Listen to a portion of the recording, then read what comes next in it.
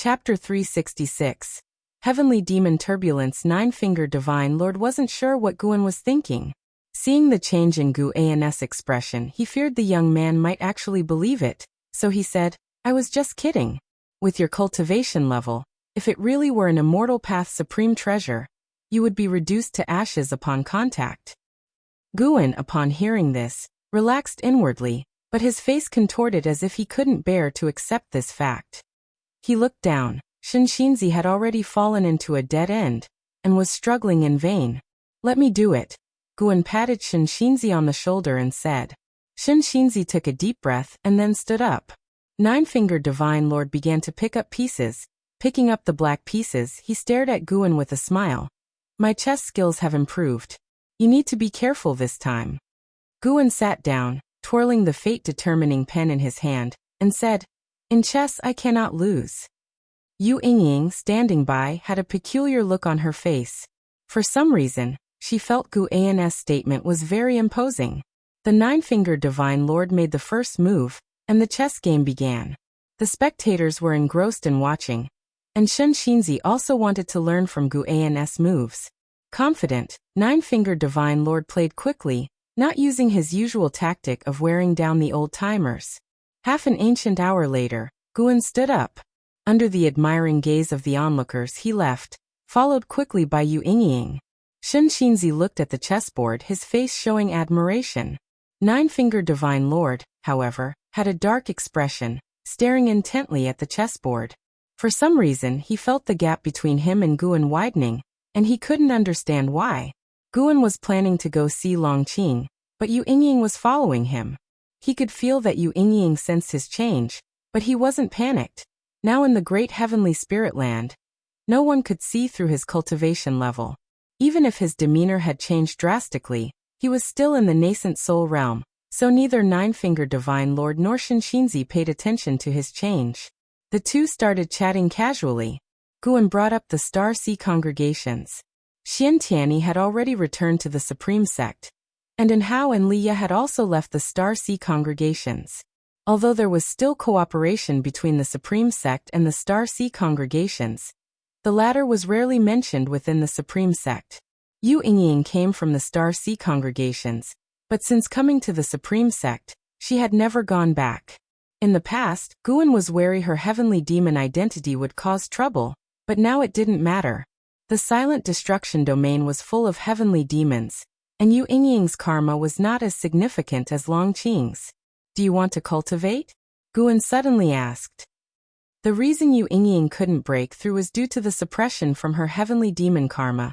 Her past life might have been afraid of being discovered, so her reincarnation couldn't break through to a higher realm.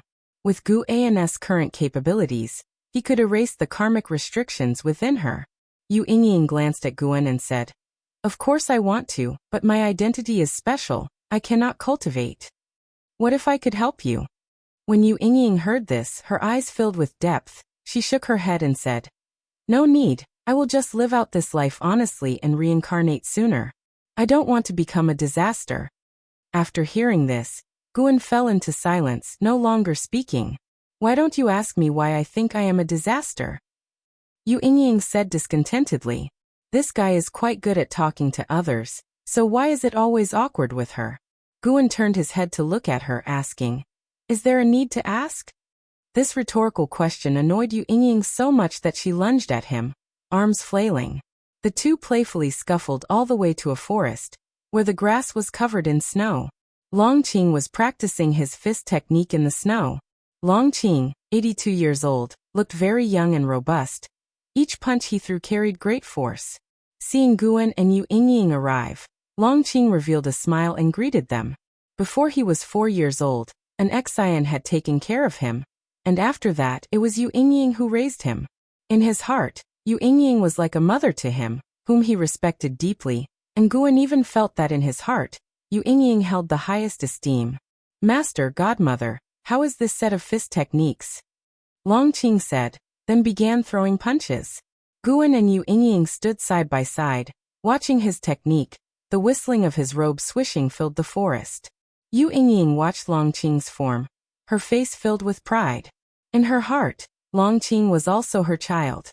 Since Longqing's arrival, she was no longer melancholic and lived every day fully, looking forward to the day Longqing would make a name for himself. Guan, on the other hand, compared Longqing with others of his age, such as Yang Jian. In terms of physical strength, Longqing was a notch above, but his reaction speed was slower than Yang Jian's, perhaps related to cultivation level. For Longqing to have such strength without spiritual power was already remarkable. After Longqing finished demonstrating his fist technique, he turned around and approached Guan and Yu Yingying, raising his fist. I feel like I can already spar with those in the nascent soul realm, master. How about I spar with you? Seeing his spirited appearance, Guan couldn't help but laugh. Yu Yingying glared at Longqing. Don't be disrespectful. Are you challenging your master?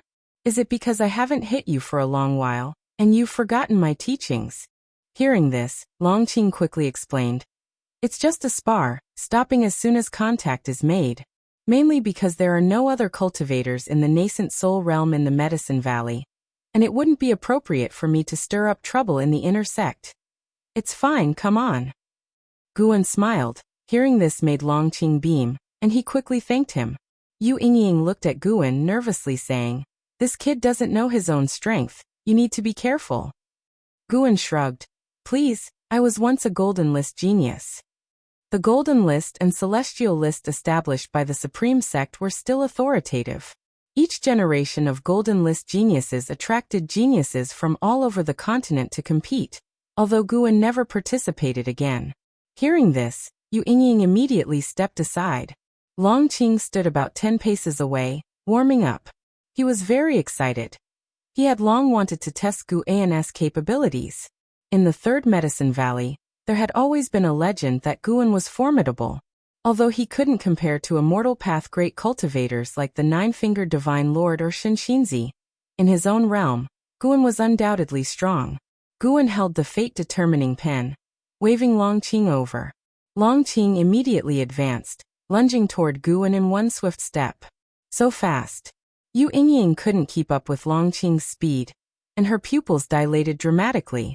Longqing threw a punch, like a sea dragon emerging from the abyss, with an explosive sonic boom.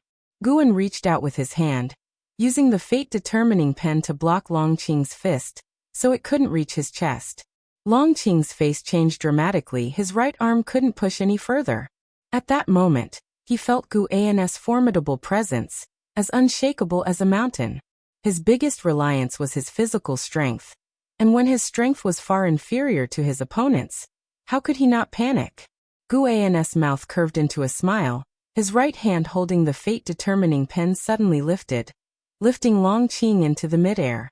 He then swiftly raised his leg and kicked. Bang! Longqing's chest was struck. His eyes bulged, his consciousness briefly blank. Everything happened very quickly, and throughout the process, Yu Yingying didn't see how Guan had made his move. She only saw Longqing lunging at Guan, then being kicked away.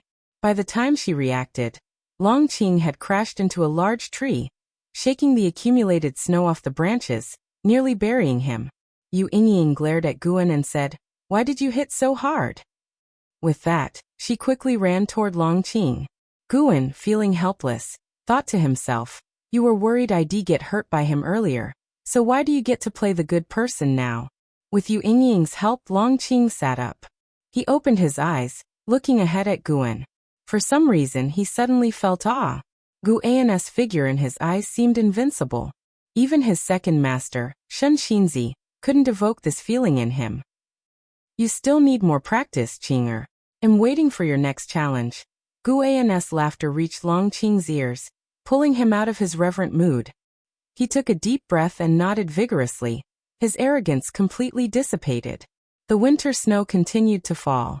As Longqing dwelled on his defeat, the great cultivators from outer heaven were deeply worried. With the cessation of the anomalies in the silent destruction domain, the heavenly demons could no longer hold back, and began to approach the great heavenly spirit land. They speculated that the disturbances in the silent destruction domain were caused by the great heavenly spirit land, while the great heavenly spirit land suspected they were plotting something. In the days that followed, more and more heavenly demons flew out of the silent destruction domain, reaching the cosmic region near the great heavenly spirit land, confronting the great cultivators on the outer layer of light, clearly demarcated. Time quickly advanced to the end of the year. On this day, Guan was sparring with Tian Yaoer, Tianqing, and Tian Bai in the outer world cave. The three demons attacked him together. Although they couldn't gain the upper hand, each was agile, and their spells were impressive. Guan, holding the fate-determining pen, easily blocked and dodged their every spell. He was secretly pleased. Although the three demons were always in the Nianchu cave and outer world cave, their strength had been steadily improving. Any one of them could easily defeat Longqing alone. Together, they could even withstand the unification realm. The strongest, Tian Yaoer, had already reached the 7th level of the void-crossing realm. Apart from her exceptional talent, this was also due to Gu An's investment in elixirs. Tian Yaoer stopped and said, "Let's stop here for today." Tianqing and Tian Bai followed suit, panting and sweating, their foreheads and hair damp. They looked at Guan with adoration, immediately rushing to him, each hugging an arm, and began to praise how amazing their master was. Guan was already accustomed to their actions. These were the demons he had raised, there was no helping it, he had to indulge them. Tian Yaoer approached Guan and said, "Master, lately I have been feeling restless. Can you help me take a look?" Guan asked in surprise, "How should I check?" Tian Yaoer raised her hands, grasping the front of her robe, preparing to disrobe. "Stop, don't joke around. Tell me more about your feelings," Guan quickly said. He suspected these three demons were plotting something against him. Tian Yaoer pouted, then talked about her recent feelings. During cultivation, her qi blood was easily agitated, making it difficult for her to calm down and cultivate. She even felt something calling her, which made her uneasy. After listening, Guan looked up, his pupils reflecting a sun, within which a phoenix was hidden. As the heavenly demons approached in large numbers, the 7 suns outside were also disturbed, the mysterious creatures within each awakened, watching the heavenly demons, ready for battle. Chapter 367. I want to become an immortal. I want to establish the heavenly court. Heavenly Phoenix Mountain had always been associated with legends of the phoenix, and Tian Yaoer's original form was a special bird, harboring a mysterious flame within her body, which led Guan to speculate about her connection with the legendary phoenix. "Master, what are you looking at?" Tian Yaoer asked nervously. Tianqing and Tian Bai looked up at the sky and saw nothing, which made them anxious. Could there be something invisible to them that had infiltrated the outer world cave? Gu An's gaze shifted to Tian Yaoer. He saw the causal links related to the phoenix on her, which, while faint, were indeed there, proving that Tian Yaoer was a descendant of the phoenix. He was not afraid of the phoenix coming after them because the causal connection was too weak. Guan had been unable to detect it even in the divine thought true immortal realm before, indicating that Tian Yaoer was separated from the phoenix by a vast expanse of time. That phoenix was just a carefree primordial immortal, in terms of cultivation. Guan spoke. "Do not worry, I was just looking at your ancestor. The reason for your unease is because your ancestor is restless, and it's affecting you through your bloodline." Ancestor? With both her parents deceased, Tian Yaoer had long regarded Guan as her only support. Hearing now of the existence of an ancestor, how could she remain indifferent? She opened her mouth, but eventually fell silent. Curious, Tianqing asked, "Master, who is her ancestor and what is their cultivation level?" Tian Bai also looked at Guan, her large eyes filled with anticipation. Guan counter-asked, "Do you still remember the legend of Heavenly Phoenix Mountain?" At this remark, Tian Yaoer's expression changed. Anticipation, nervousness, resentment, various emotions flashed through her eyes. For this moment, she seemed unlike her usual naive and romantic self. Could the miss be a descendant of the phoenix? Tian Bai gasped, eyes wide. Guan smiled and nodded, saying, "However, the bloodline has been diluted over who knows how many generations, and the descendants of that phoenix are beyond count." He wasn't joking. Following the causal thread of the phoenix, he saw the myriad causalities throughout the world related to it, with countless descendants like Tian Yaoer, even the ones in the sea. After hearing these words, Tian Yaoer seemed to shed a burden, visibly relieved, and a smile appeared on her face. Guan looked at her and asked with a smile, Were you afraid just now? Tian Yao nodded. I don't want any ancestor. I just want to be with you, master. When I was imprisoned by the Heaven Phoenix Demon Mother, when I was hunted, no ancestor showed up. Knowing about the existence of an ancestor, her heart was more filled with worry and fear. She was afraid that Guan might send her to that ancestor. Guan moved forward, rubbed her head and laughed. What are you thinking? How could I possibly abandon you? Even if the phoenix came for you, I wouldn't agree. I've raised you for so many years. How could it be for nothing? Hearing this, Tian Yao's smile brightened. In reality, if she wanted to leave, Guan wouldn't stop her. Now he was powerful enough not to fear exposing the outer world cave. But he feared that saying he was willing to let Tian Yao go would instead make her anxious. Tian Qing and Tian Bai didn't think too much. They were more curious about how powerful the phoenix was. Don't ask anymore. The phoenix is definitely powerful. Be careful, or it might invade your dreams and devour you. Guan hummed, frightening the two, and they dared not ask further questions. It wasn't until noon that Guan left. He went to the North Sea Mountain, where, as the mountain god, he met with Sage Xian Miao.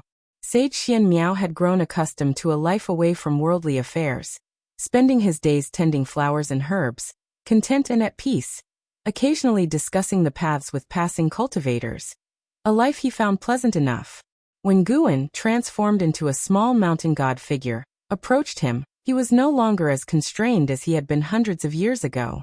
He stood up and bowed. Guan sat on the eaves and asked, Have you encountered any confusion in your recent cultivation? Though the lifespan offerings from the mountain god temple weren't much, Sage Xian Miao's sincerity touched him, so he was willing to give guidance on cultivation. Sage Xian Miao shook his head and smiled. Not at the moment. He looked up at the mountain god on the eaves, hesitated for a moment and asked, In your view, do the immortal dynasty and holy court qualify as immortals? This question he had long wanted to ask but feared offending. The methods by which the founder of the immortal dynasty bestowed blessings on all beings had shocked him, overturning his imagination. In his view, not even a mountain god could achieve that. Now that he heard the immortal dynasty and holy court were about to go to war, it left him with complex feelings. How could immortals quarrel over power and profit like mortals? If the immortal dynasty and holy court were not truly immortals but merely powerful beings, why should humans be stronger than immortals? Various confusions took root in Sage Xian Miao's mind, making him even more eager for answers. Guan, legs crossed, looked down at Sage Xian Miao. His eyes, hidden beneath the mask, were so profound as he asked, What do you think an immortal should be like? Like you, protecting the common folk without being swayed by worldly interests. If that's the case, why ask a question to which you already know the answer? Sage Xian Miao frowned, unsure how to express himself. Guan asked, Do you think they are stronger than me, making you unsure of who the true immortal is? Sage Xian Miao nodded, watching Guan nervously, fearful of offending the mountain god. Have you considered what it means to cultivate with me? If you are so fixated on immortals, why not think about becoming one yourself?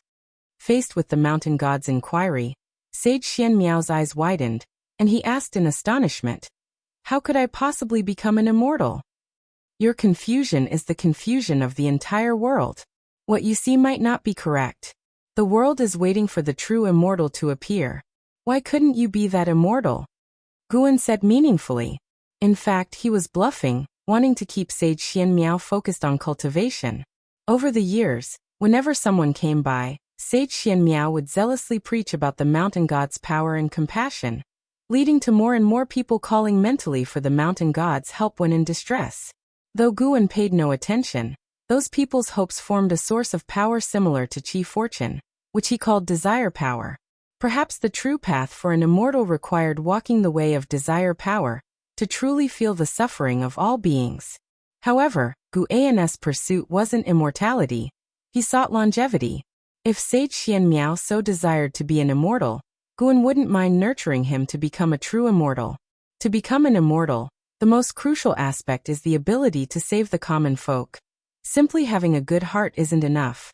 After listening to Guan, Sage Xian Miao fell silent, his heartbeat accelerating. Guan leaped down from the eaves, walked out of the courtyard, and went to pick medicinal herbs, with Sage Xianmiao hurriedly following. Can someone like me really become an immortal? Sage Xianmiao asked cautiously. Without turning his head, Guan replied, immortality isn't about high status. With the right intention, it can be achieved. Sage Xianmiao's expression changed, deeply moved by these words. After a long time, the two returned to the courtyard. Guan was about to leave when Sage Xianmiao suddenly looked up at him on the eaves and said, Mountain God, I've figured it out. I want to become an immortal. I want to establish the heavenly court. Guan stopped walking, turned his head to look at him, and asked in surprise, the heavenly court?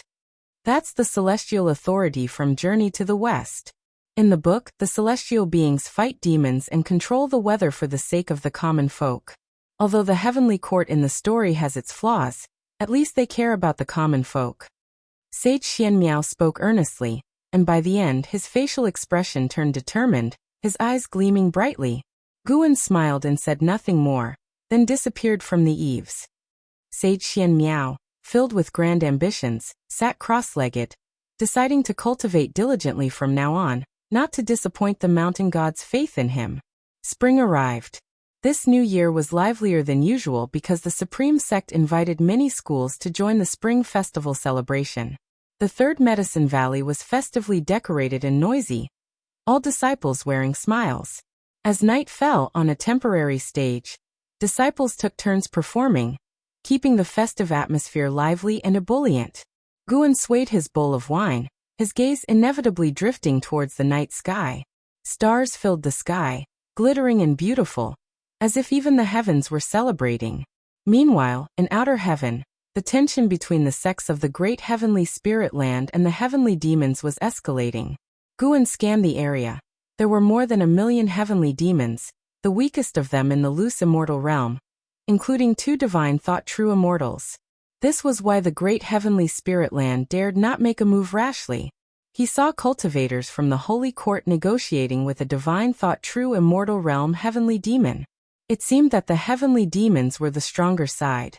The current holy court was not as formidable as the legends suggested. The heavenly demons were also testing the stance of Xingtian, while the holy court side was evasive, clearly hiding something. According to Guan's judgment, a great battle between the two sides would soon erupt. Guan had no intention of getting involved, given the immortal dynasty and holy court were handling things. Having just made a breakthrough, he wasn't eager to collect lifespans and preferred to lay low. Longqing came over, clamoring to have a drinking contest with his master. How could Guan indulge him? He welcomed all challengers. The wine in Medicine Valley was spiritual wine, and even cultivators could get drunk if they had too much. It wasn't until late into the night that the Third Medicine Valley finally quieted down. The next morning, Guan left the Third Medicine Valley. He arrived at Mystic Valley, and after chatting with the disciples for 30 minutes, he entered the 8 scenic caves. From a distance, he saw a huge creature lying under the green vine tree. It was a black sea dragon. Sky Dragon, Void Crossing Realm 5th Level 387/8000/18000. Guan looked at the Sky Dragon's maximum lifespan, and felt slightly disappointed.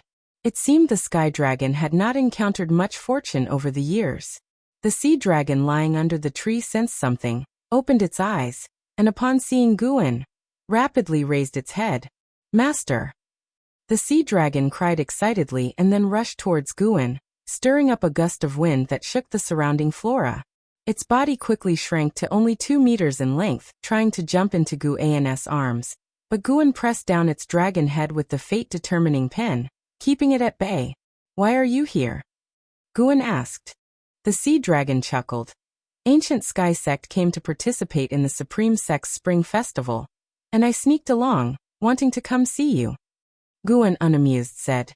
You are the holy beast of the Ancient Sky Sect. Do you think you could really sneak along without notice? He had already sensed someone approaching the 8 scenic caves. He wasn't angry, even somewhat excited. Chapter 368. Eliminating the backer. I am now at the Void Crossing Realm level. They won't be able to detect me. Sky Dragon said proudly. Despite being over 300 years old, its voice had not lost its youthful tone, sounding like a young boy. Guan did not argue, Nor did he mention that someone was sneaking into the 8 scenic caves. He sized up Sky Dragon and said, "Are you accustomed to staying with the ancient Sky Sect? If you want to come back, I can talk to the Supreme Sect." With the current power of the Supreme Sect, wanting to take the holy beast from the ancient Sky Sect would be no difficult task. Sky Dragon replied, "It's quite good, I won't come back. The Supreme Sect is much stronger than the ancient Sky Sect. The status I would have upon my return would certainly not compare to my former one."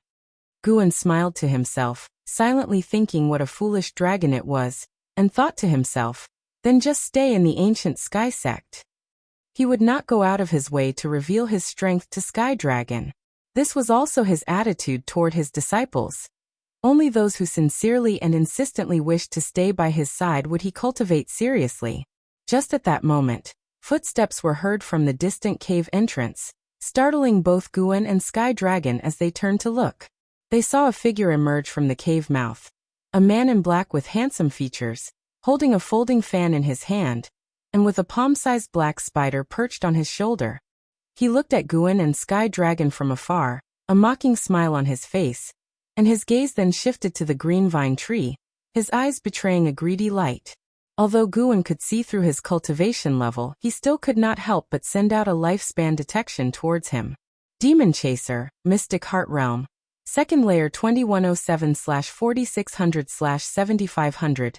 A 2,000-year-old monster. Guan looked forward to his next move while maintaining a vigilant expression on his face. "Is it you? How did you?" Sky Dragon's eyes widened in astonishment. Guan saw through cause and effect, destiny, and noted the intersection between Sky Dragon and Demon Chaser. Demon Chaser had hidden his identity and joined the ancient Sky Sect, had visited Sky Dragon, and at that time, Demon Chaser had disguised himself as a nascent soul-level cultivator, treating Sky Dragon with utmost respect. "If it weren't for me, do you think you could have come here?" Demon Chaser sneered disparagingly. He stepped forward, the aura of the Mystic Heart Realm erupting, startling Sky Dragon, who quickly revealed its true form to stand in front of Guan. "You are no match for me, and if we start fighting, this place will be exposed." Demon Chaser said coldly, his gaze fixated on the green vine tree, his eyes becoming brighter and brighter. "Who exactly are you? How can you possess such a cultivation level?" Sky Dragon asked through gritted teeth. The Void Crossing Realm and the Mystic Heart Realm were separated by the Unification Realm. And facing Demon Chaser, Sky Dragon felt immense pressure. Guan then began to probe Demon Chaser's cause and effect. Demon Chaser's background was rather profound, with a Mahayana Realm master, who was seriously injured, hiding in a cave. His master came from a demon sect at sea, with the highest cultivator within reaching the loose immortal realm. Incidentally, Demon Chaser's martial master. His loose immortal martial master was a traitor from an ancient family lineage. Although a traitor, his brother was still present, and the two shared a close relationship. Demon Chaser's martial master often sought his brother's help when encountering insurmountable troubles. And the strongest person from this ancient family line reached the heaven and earth flying immortal realm. It's worth mentioning that this family's chief fortune was related to another great heaven and earth that Guan detected during his previous breakthrough. That is to say, the origin of this family line came from another great heaven and earth. Guan was not fearful. That great heaven and earth was not substantially stronger than the great heavenly spirit land. Moreover, they were far apart. He merely marveled at the complexity of Demon Chaser's cause and effect. Becoming enemies with Demon Chaser could easily entangle one in a series of cause and effect grievances. Defeat the underling, then the superior, and after the superior, the elder.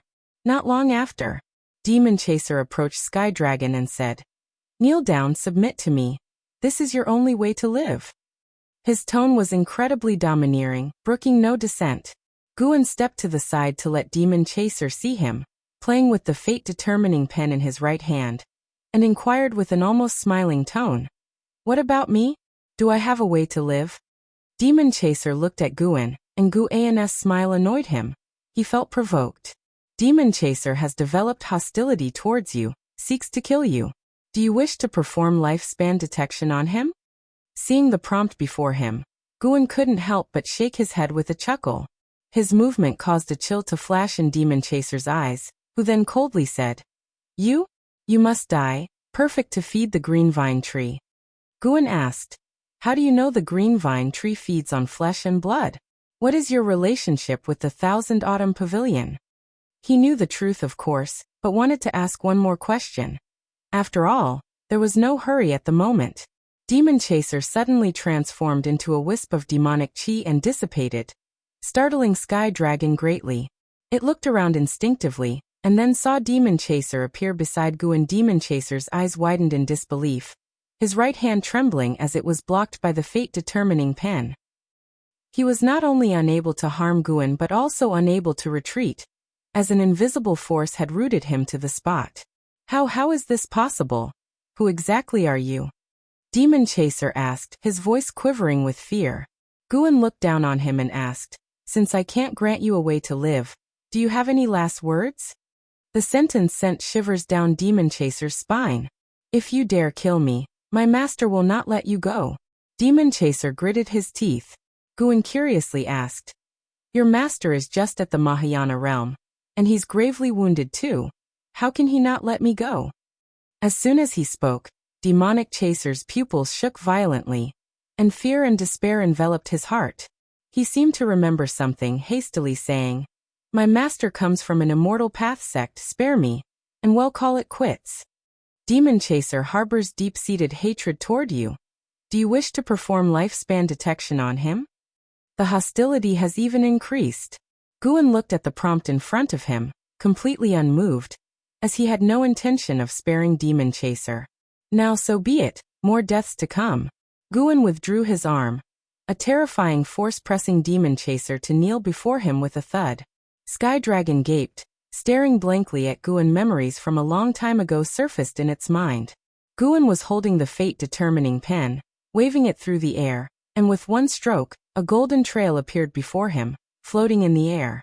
The golden light shone on Demon Chaser's face, leaving it completely pale. Guan wrote unhurriedly, forming the character for death. As the final stroke completed, Demon Chaser's heart skipped a beat. He looked at Guan with a mixture of shock and fear, and asked through clenched teeth, What have you done to me? You have successfully taken 67 years of lifespan from Lingchuan Jinren, Mahayana Realm 9 layers. You have successfully taken 380 years of lifespan from Zhonglu, Lu's Immortal Realm 4th layer. You have successfully taken 512 years of lifespan from Su Tianxing, Lu's Immortal Realm 7th layer. One prompt after another appeared before Guan, and he glanced at Demon Chaser and said indifferently, I haven't done anything to you. I've simply erased all the backing you could call upon. Demon Chaser's eyes bulged, and he yelled almost manically, What kind of joke is this? Before he could finish speaking, an indescribable panic enveloped Demon Chaser's heart. For some reason, he suddenly felt as though he was abandoned by the entire world. A panic unlike any other, an unspeakable palpitation that agitated his thoughts. Chapter 369. Descending into the world. Watching the Demon Chaser about to crumble, Guan couldn't be bothered to explain. With a wave of the fate-determining pen, he turned the Demon Chaser to ashes that rapidly vanished. Throughout the process, the Sky Dragon didn't speak a word, just staring blankly at Guan until the Demon Chaser disappeared. Only then did it snap back to reality. Swallowing hard, it looked at Guan with eyes filled with fear. Guan's strength had exceeded its imagination, and it hadn't been in Guan's company for many years. Reuniting after a long separation and witnessing such methods, how could it not be afraid? Seeing its expression, Guan found it amusing. He suddenly became interested and stared expressionlessly at the Sky Dragon. The look in his eyes made the Sky Dragon even more afraid, causing it to back away subconsciously. About today's affair, Guan said hauntingly, deliberately suspending his tone. The Sky Dragon hurriedly said, I definitely won't speak of it. Please trust me, master. Guan twirled the fate-determining pen in his hand, his lips turning up into a smile. This pen of mine can kill people from a very, very far distance. If you break our agreement, you understand what I mean. The Sky Dragon, terrified, its dragon body trembling, kept giving assurances. Guan turned and walked toward the green vine tree, his main purpose for taking action today being to confirm whether the fate-determining pen could indeed seize lifespan. The result was very satisfying, just as he had wished. The fate-determining pen was his own creation, not employing any external object. In the future, seizing lifespans with the fate-determining pen would be even easier for him.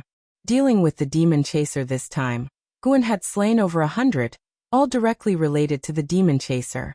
Sooner or later, they would be entangled in this web of cause and effect. Guan essentially allowed them to meet their end early. This was the way of cause and effect. To be able to glimpse into the process of the evolution of all things was also the foundation of participating in the way of destiny. The way of cause and effect was profound and unfathomable. Guan had just begun to delve into it, and already possessed the power that not even gods or demons could predict. This action had earned him over 40,000 years of lifespan, which, to him at this moment, wasn't significant. The sky dragon shrank in size, cautiously approaching Guan. Master, you are the sword venerable Fudao of the Supreme Sect, right? The sky dragon asked cautiously. Without turning back, Guan said, the less you know, the safer you'll be, understand? Startled by these words, the sky dragon nodded hastily. Together, the man and the dragon reached the green vine tree.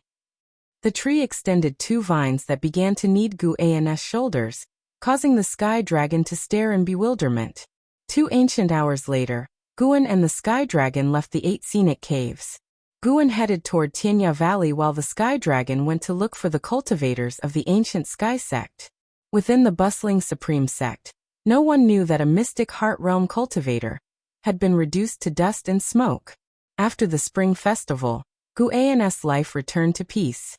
He traveled between various medicine valleys, occasionally bringing an Xian to Mortal World Peak, or visiting Yilan and Zhenqin on his own. The sects that had their medicinal herbs mysteriously harvested gradually returned to calmness. Even the Holy Court, unable to find the cause, had to give up, especially since such incidents hadn't reoccurred lately. Although he had reached the level of a Taoist hidden immortal, Guan never ceased his pursuit of development. He kept expanding the collection of high-rank medicinal herbs inside his outer world cave. Time flew swiftly. In the blink of an eye, 5 years passed. The number of heavenly demons outside had exceeded 5 million. They prowled the universe as if they wanted to tear the great heavenly spirit land to shreds.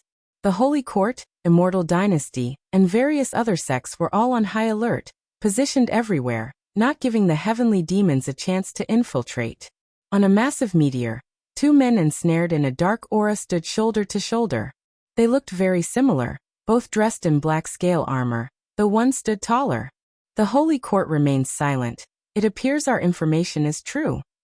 Could the previous disturbance have been the reincarnation of Saint Heaven? Highly likely. Within the great heavenly spirit land, only Saint Heaven would have such capacity. If that's the case, then this is a rare opportunity. Our goal is that great emperor we mustn't forget. The 2 men in black armor spoke in hushed tones, their eyes fixed on the great heavenly spirit land, brimming with hostility. As they were talking, they suddenly noticed something and turned their heads in unison to see a thick fog rolling in from the depths of darkness. The complexions of the men in black armor changed slightly, and they vanished from their spot. It was the season when spring turned to summer. Guan sat under a tree, sharing drinks with Xiantiani, exchanging insights on writing. Xiantiani was very fond of the romance of the 3 kingdoms, believing it was not inferior to the journey to the west. Once I thought Investiture of the Gods was the pinnacle, but then you wrote Journey to the West and Romance of the 3 Kingdoms. You truly are amazing. Why can't I write books like these? Xiantiani looked at Guan and exclaimed. Shaking his head, Guan said, your Green Hero travelogue isn't bad either. Don't write anything else in the future. Just focus on Green Hero travelogue. If this book grows longer, it will certainly become a classic. Xiantiani felt that writing serious books was rather uninteresting. Over the years, he had written many without much success. Really? But many people are embarrassed to say they like Green Hero travelogue, you know? Xiantiani asked doubtfully. Do you want to write a book that many people have read but seldom mention? Or a book that becomes a masterpiece in the hearts of a few, something they can relish for a lifetime? asked Guan. Hearing this question, Xian Tianyi fell into silence. As the two were talking, a loud boom descended from the sky, startling both to look up, and not just them. Others in the valley did the same. They saw a spectacular scene of a meteor shower falling from the sky. Countless meteors with long trails of smoke descended, piercing through the clouds, resembling an apocalypse that made people uneasy from afar. "What's that?" Guan asked with a frown, thinking to himself that it had finally come. The heavenly demons began their invasion, effortlessly breaking through outer heaven's defenses under the lead of a free immortal. Those meteors concealed many heavenly demons. "I'm not sure, I'll check it out." With those words, Xian Tianyi disappeared from where he stood. Guan stood up and walked towards his loft. An ex-Ion ran all the way to him, anxiously asking, "Master, what exactly is that?" "I'm not sure either, but we're safe inside the Supreme Sect," Guan reassured her. Relieved by his words, an ex-Ion could hear the unspoken message from her master. Those mysterious beings from outer heaven couldn't threaten him. As Guan moved forward, he glanced up and saw that one meteor was heading straight for the Taitsong continent. Shen Xinzi had already gone to meet it, preparing to protect the Taitsong continent. Guan did not intend to take action. After his breakthrough, with the invasion of the heavenly demons, perhaps there was some scheme behind it. As long as the continent could withstand this disaster, there was no need for him to intervene. It would be a good opportunity for others to get some practice. In fact, Sword Venerable Fudao had not acted for a long time, and there were daily conflicts of varying sizes within the Supreme Sect, which Guan did not meddle in. This also let the people of the world understand the stance of Sword Venerable Fudao. As long as the core foundation of the Supreme Sect and the safety of the continent were not threatened, Sword Venerable Fudao would not act. After Guan entered his room upstairs, Shen Xinzi had already shattered the meteor, from which a horde of heavenly demons surged out, the strongest reaching the wandering immortal realm. They besieged Shen Xinzi, plunging him into a hard battle. Nine-Fingered Divine Lord quickly went to provide support, and cultivators from all over the continent also rushed to the scene. The Taitsong continent was just a microcosm. A grand defensive battle had begun in every part of the world. The great battle outside was even more imposing. Ancient Immortal Emperor of the Immortal Dynasty and the Saint Ancestor of the Holy Court joined forces against the free immortal heavenly demons, deadlocked in combat. Divine Thought True Immortals showcased their divine skills, and even the 7 beings hidden inside the sun came out to join the battle. Phoenix, True Dragon, Qilin, White Tiger, Xian Turtle, Green Bird, Koan. Their opponents were also colossal creatures, fierce beasts from the silent destruction domain. The scope of the battle quickly expanded, with the great heavenly spirit land at the center. Fighting figures filled every direction. The Sun and Moon Netherworld Emperor stepped out from his house, his gaze calm as he looked up at the sky. At that moment, Longqing passed right by him, his eyes fixated on the distance, brows tightly furrowed.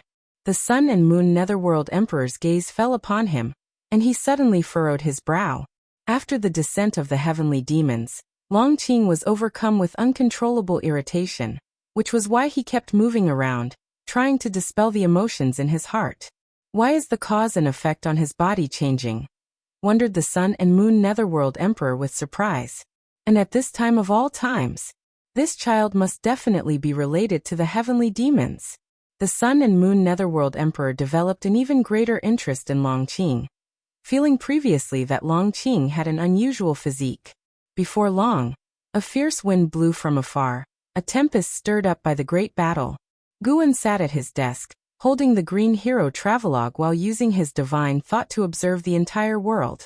The foundation of the great heavenly spirit land was truly strong. In such a short time, many divine thought true immortals, Tao Void mysterious immortals, and divine immortals of wondrous Dharma had emerged. From the current perspective, the heavenly demons couldn't shake the great heavenly spirit land. The battle would end following the outcome of the fierce conflict of the free immortals in outer heaven. However, Guan noticed many heavenly demons that descended chose not to fight but to sneak into the mortal world. Some seized living beings, some disintegrated, merging into the reincarnation rules, and were then sucked into the reincarnation vortex above. Guan suddenly felt that this batch of heavenly demons was not a united front.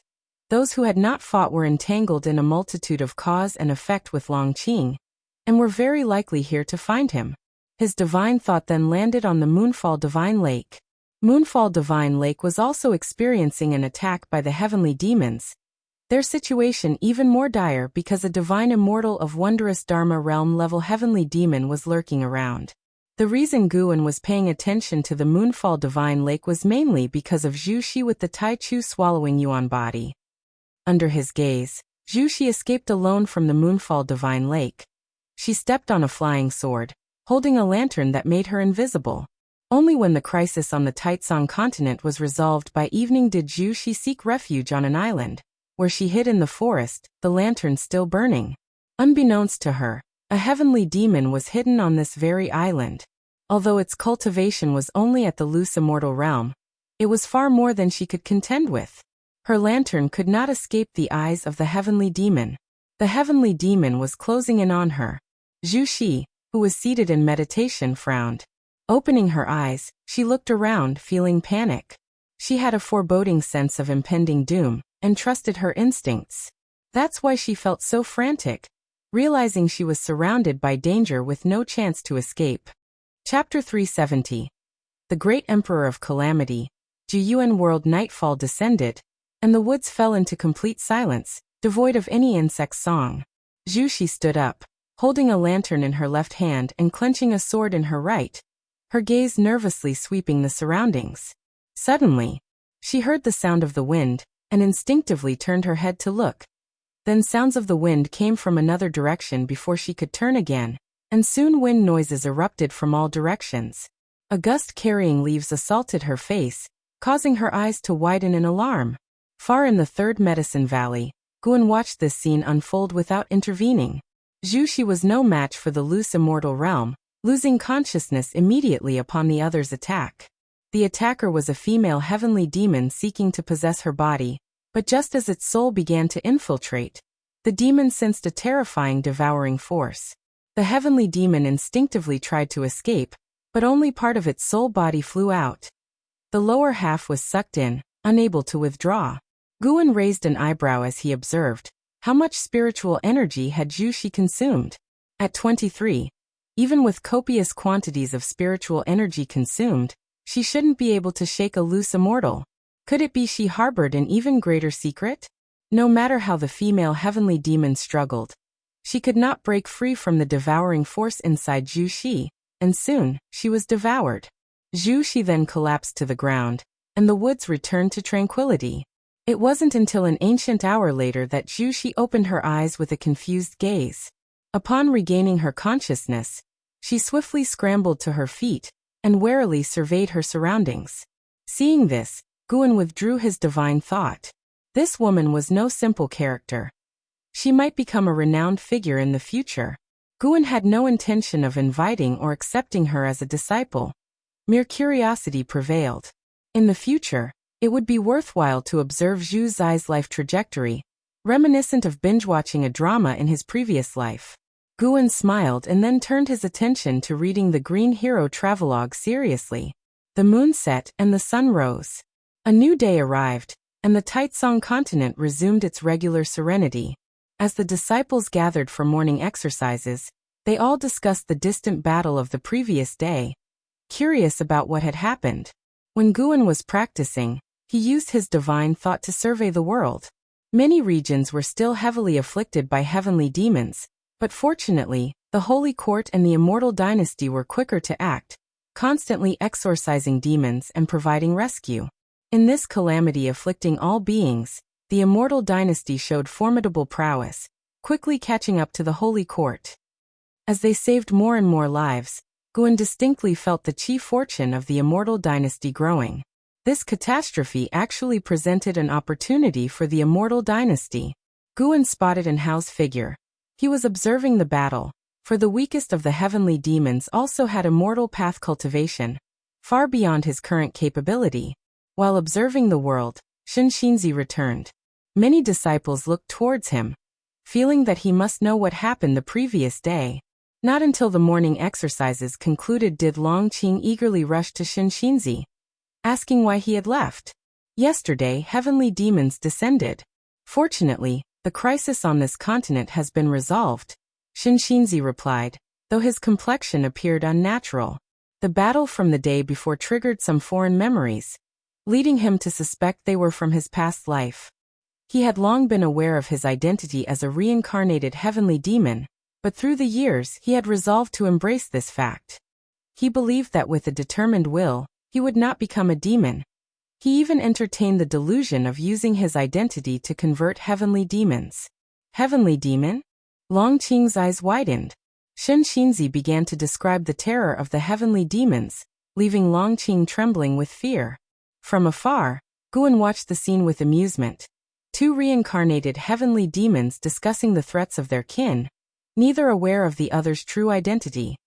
He gestured to the blood prison great saint, and then walked towards the outer gate city. Although the battle in outer heaven hadn't ended, he had lost interest in it for the time being. As it seemed inevitable that the heavenly demons would be repelled, he decided to visit the outer gate city for a change of scenery. Elsewhere, Three Pure Ones Mountain. Leah sat meditating at the edge of a cliff, gazing up at the sky, seemingly lost in thought. A soul approached, the ancestor of Li family who had once been hidden within Li Ya's body. "What are you thinking about?" The ancestor of Li family asked as he came beside Li Ya. "Ancestor, what is like beyond the heavens? And how many levels are there in the immortal path?" Li Ya asked softly. The ancestor of Li family replied, somewhat annoyed. "How would I know? You have already surpassed me in your lifetime. I am waiting for you to show me a broader world." Upon hearing this, Li Ya cracked a smile and then stood up, stretching languidly. "Well, get ready, as I will soon leave the mountain to seek fortune. I've realized that traveling is necessary. Secluded cultivation alone makes for slow progress in raising cultivation level. At this rate, I'm afraid I'll fall further behind in how." Hearing Li Ya's words, the ancestor of Li family showed a smile, saying, "I am indeed curious to see how formidable the divine exotic city is." The corners of Li Ya's mouth lifted, his eyes filled with spirit. The saint ancestor said that an era of prodigy competition is nigh. I cannot be absent. As he spoke, he lifted his right hand, where a white flame blazed in his palm. The ancestor of Li family looked at Li Ya, stroking his beard and smiling, filled with emotion. In just 400 years, this young man had achieved so much. It was hard to imagine the heights he would reach in the future. Ancestor of Li family recalled the scene of meeting Li Ya, his smile deepened. In the cosmos, scorching heat waves devastated the starry space. Ancient immortal emperor and saint ancestor paused. Their gazes focused on a distant silhouette. Enshrouded in black fog, the figure seemed like a demon lord emerging from the abyss, a terrifying visage. His white hair flowed freely, crowned with a pair of forward curving horns, his face pallid, with pupilless eyes. He wore a black feathered great robe, beneath which gleamed a chainmail shimmering with cold light. He was none other than the great Emperor of Calamity, a free immortal among the heavenly demons. Gazing at the calamitous great Emperor, both the ancient immortal Emperor and saint ancestor had eyes filled with wariness. The two sides had been clashing for months. The ancient immortal Emperor and saint ancestor, 2 against 1, couldn't gain the upper hand, managing only to halt the great Emperor of Calamity's advancement and prevent him from stepping into the great expanse of the great heavenly spirit land. The heavenly demon's essence has dwindled to a mere 10th. Yet you persist with your purpose? The ancient immortal emperor asked with an icy tone. The corners of the calamitous great emperor's mouth curled up, revealing a sinister and odd smile. He said, "Do you really think I allowed the heavenly demons to invade the great heavenly spirit land just to kill some inconsequential mortal spirits?" At these words, both the ancient immortal emperor and saint ancestor's expressions changed dramatically. Before they could interrogate him further, the calamitous great emperor was engulfed by the surrounding black fog, which churned violently and began to expand rapidly.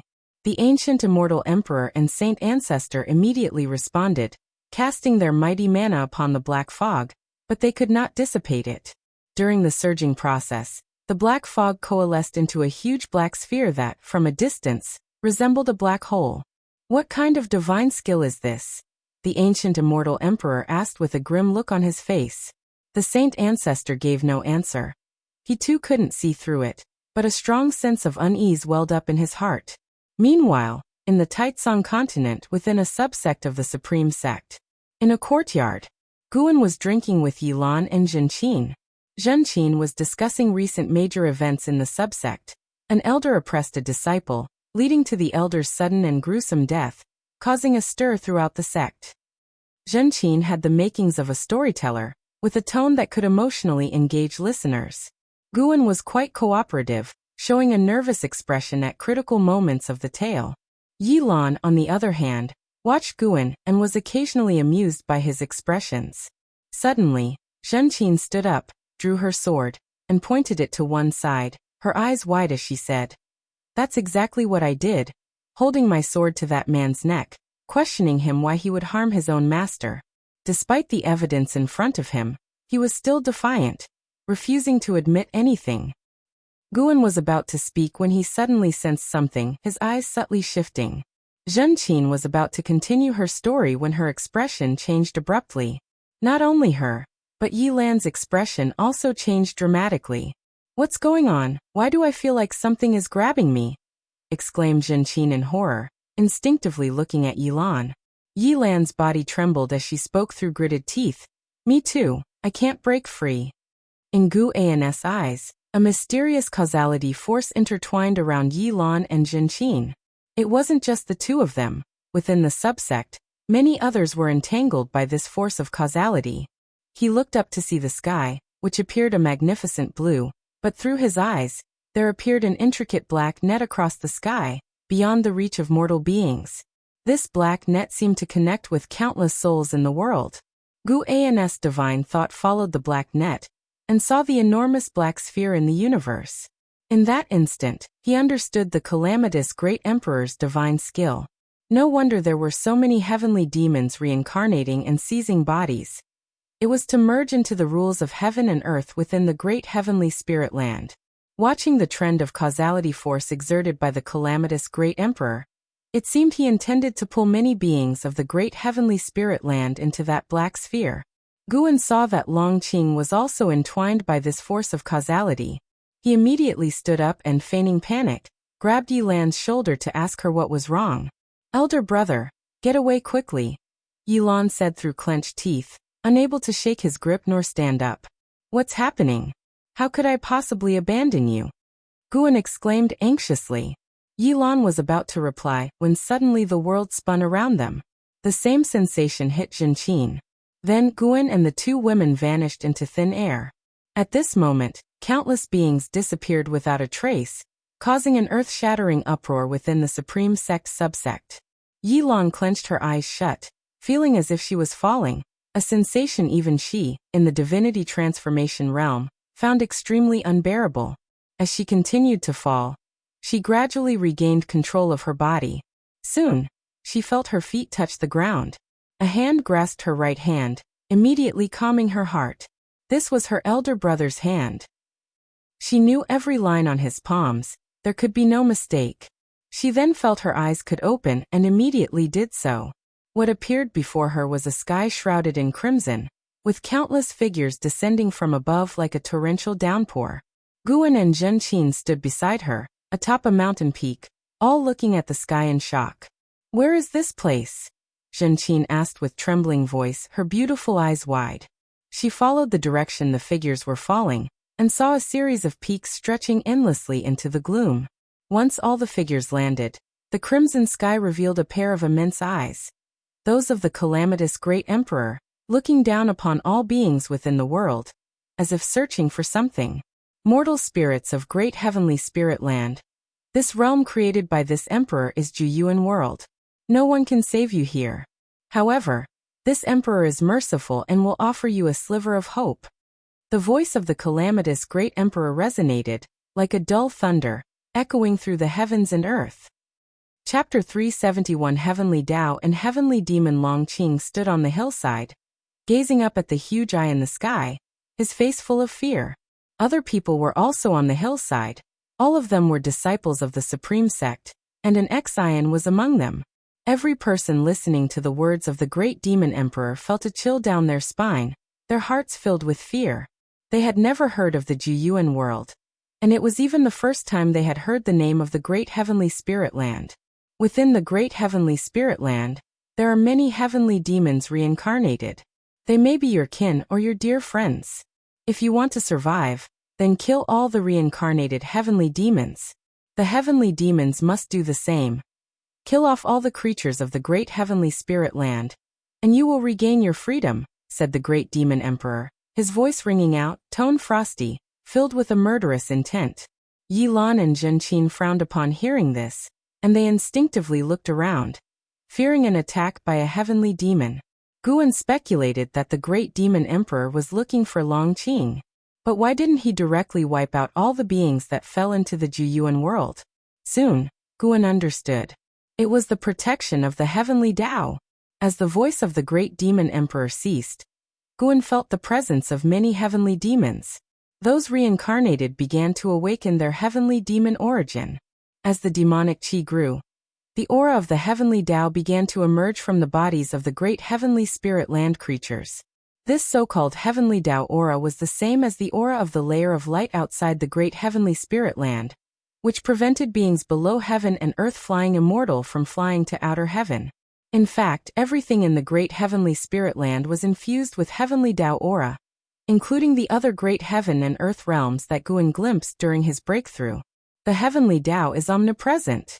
This is a force distinct from the Tao, and within it, implicitly lies the will of heaven, referring to the heavenly Tao rules. The creatures from the silent destruction domain are easily distinguishable because they don't have the aura of the heavenly Tao. Their presence is discomforting to beings born under the heavenly Tao, and thus the two factions have been incompatible since ancient times. The Great Demon Emperor was obviously studying the way of cause and effect, fearful of slaughtering too many creatures of the heavenly Tao and suffering a karma rebound. Killing a few creatures of the heavenly Tao, however, was no issue. In the memories of Longzhan and Lu Han, they had heard mentions of the heavenly Tao, which for cultivators, was a vague and elusive legend. Of course, if pushed to the brink, the Great Demon Emperor wouldn't care so much. After all, he came from the silent destruction domain, and couldn't possibly suffer a karma rebound so severe that his body and Tao perished. If the heavenly Tao were so powerful, there wouldn't be the existence of the silent destruction domain. The Great Demon Emperor stopped speaking, and the pair of eyes also vanished, plunging the entire world into silence. Guan noticed that Ji Xiaoyu, and Hao Liya, Wu Ju, Xiantiani, Jiang Qiong, Longqing, and Xian, and other people had also been pulled into the Juyuan world. It seemed that the beings dragged into the Juyuan world, apart from the reincarnated heavenly demons, were almost all but ordinary. At least their fates were extraordinary. He suddenly thought of a question. Could the Great Demon Emperor's action be related to the commotion of his breakthrough? Very likely. On reflection, if it were not for him, Longqing would not have been born early. According to the man in black on Qingtian Peak, Longqing needed to be nurtured for at least a few thousand years. Guan's actions advance many things by thousands of years. What should we do? Zhenqin looked at Yilan and asked, accustomed to Yilan taking the lead. Yilan took a deep breath and said, "We'll have to play it by ear." According to his words, we can unite with many people. This is not a matter of individual survival, but a competition between two camps. Over the past few months, news about the heavenly demons had already spread within the Supreme Sect, and many legends of heavenly demons circulated. They knew that the heavenly demons came from beyond the heavens, and because of this, they were very wary of them, not overly confident. Yilan continued, "I sense the presence of some of our fellow sect members. Let's meet up with the people of the Supreme Sect first." Zhenqin nodded, and Guan had no objection. He wanted to see how Yilan and the others would perform in the face of such a catastrophe. The three of them began to descend the hill. Guan's divine thought swept the area. There were quite a few heavenly demons, numbering over 1,000,000. Although they were not as numerous as the creatures of the Great Heavenly Spirit Land, the heavenly demons' cultivation levels were higher. A fierce battle would follow soon. Guan would make his move when the Great Heavenly Spirit Land side was on the brink of collapse. To him, the great emperor of calamity wasn't that strong. Both well studied in the way of cause and effect, Guan's causal power was a step ahead of the great emperor of calamity. The Juyuan world was formed by the forces of causality, and for Guan to break it was hardly a difficult task. Master, who would have thought that the three of us would have the chance to adventure together? Zhenqin suddenly turned her head to look at Guan, saying with a grin, no longer as tense as before. Yilan couldn't help but look towards Guan as well, though her eyes held more worry. In her mind, Guan was protected by Sword Venerable Fudao, but whether Sword Venerable Fudao could find the Juyuan world was not certain. Hence, she worried that she wouldn't be able to protect Guan. She would rather die alone than let Guan die before her. Intuition told her that the heavenly demon was absolutely terrifying. She had to go into battle prepared to die, without a trace of carelessness. Rest assured, I am very strong. I won't hold you back, Guan said seriously, taking out the fate-determining pen. Zhenqin couldn't help but tease. Being in the nascent soul realm is indeed impressive. Got wings and now looking down on your master's cultivation level? Dare not, dare not. The master and disciple began to banter. Guan's divine thought had already spread out, watching over Ji Xiaoyu, and Hao and others, to prevent them from encountering an unbeatable foe. 30 minutes later, Guan and the others from the Supreme Sect gathered, deciding to look for disciples from their own sect. The Juyuan world was large, but not as incomparably vast as the great heavenly spirit land, so an Xian and the others were not far from them. The disciples of the Supreme Sect pulled into the Juyuan world numbered only a few dozen, either with extraordinary fates or geniuses. Longqing's body contained the path of returning primordial spirit strengthened by Guan, and thus he did not awaken to become a heavenly demon. Facing the imminent battle with the heavenly demon, Longqing was excited. He had long wanted to take on the world, but his master had not allowed it. During flight, a thunderous roar came from afar, startling the disciples of the Supreme Sect into immediately accelerating away from the battle. Guan stood behind Yilan, sharing a sword with her, when he spotted a familiar face engaged in the distant battle. Liya. The kid was directly using the power of divine exotic city to suppress the heavenly demon, drawing in more of them for a siege. Guan began to watch the battle, wanting to see how much Liya had improved. Time rushed by quickly. An hour later, the Supreme Sect's side finally met up. The forces of causality hadn't scattered their position. Master. An Xian, seeing Guan, immediately showed a joyously surprised expression. She swiftly flew by Guan's side. Her anxious look swept away, replaced with excitement. Longqing too flew over, chattering nonstop in excitement. He couldn't wait to fight the heavenly demon. Yilan started negotiating with other disciples of the Supreme Sect. Zhenqin looked at an Xian and Longqing, her expression odd. Why weren't these two scared at all? It was one thing for Longqing to be fearless, the young and rash type, but why was an Xian, that girl, getting all excited too? Chapter 372. Who are you exactly? Supreme Sect disciples discussed for quite some time, and ultimately decided to join the battle. In their view, hiding and waiting for others to fight, hoping for a slim chance of survival, was very foolish. Guan much appreciated the courage and insight of the Supreme Sect disciples. In such a situation, choosing to lay low could indeed result in a complete loss. Unity was surely the best approach. Dozens of people banded together and flew towards the nearest battlefield. Liya had already finished his battle. Relying on the powerful force of divine exotic city, his victory came easily. He didn't even have to lift a finger. It was entirely the divine exotic immortal spirit fighting on his behalf. 30 minutes later, Guan and the others joined the encirclement against the heavenly demon. Under Yilan's arrangement, Guan was positioned on the outermost layer, responsible for casting long-range spells. With the fate-determining pen in hand, Guan pretended to exert himself earnestly.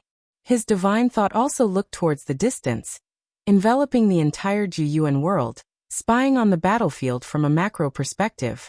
More and more beings began to engage in battle with the heavenly demon, all becoming embroiled in fierce combat. Guan started to snatch kills. When the heavenly demon was on the verge of death, his divine thought would strike at the heavenly demon. A series of prompts popped up before his eyes, bringing him increasing pleasure.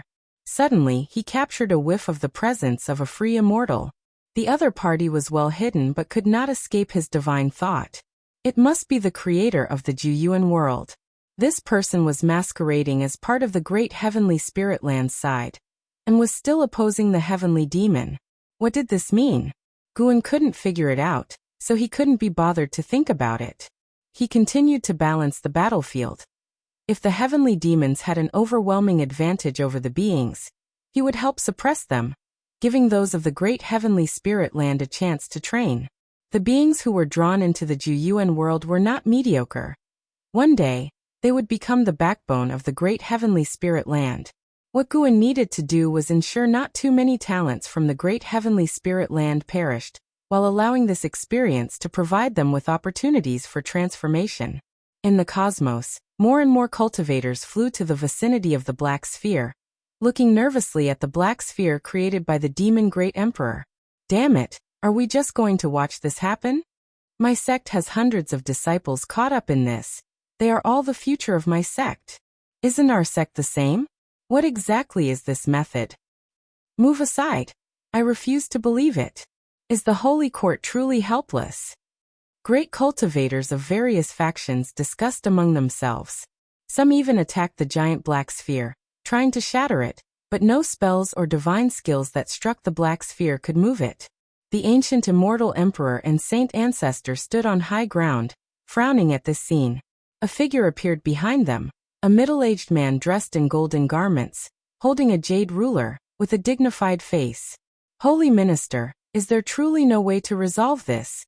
The man in golden garments asked. He was indeed the Holy Minister of the Holy Court. At this moment, his brow was furrowed, and his eyes were full of worry. The saint ancestor, with his back to him, answered, I can sense that the chief fortune of the Holy Court has not weakened, which means that those juniors involved have not suffered significant casualties. Let's seal off this space first. The Holy Minister hesitated for a moment, then turned to give the order. The ancient immortal emperor took a deep breath and said, I feel that his purpose is not the slaughter of the young generation of the great heavenly spirit land. It seems he is searching for something. The saint ancestor replied, I think so as well, but throughout history, there have been too many beings from outer heaven that have infiltrated the great heavenly spirit land. It is temporarily impossible for me to deduce what the demon Great Emperor is searching for. The two free immortals fell into confusion, their gaze never leaving the Black Sphere. Time moved quickly.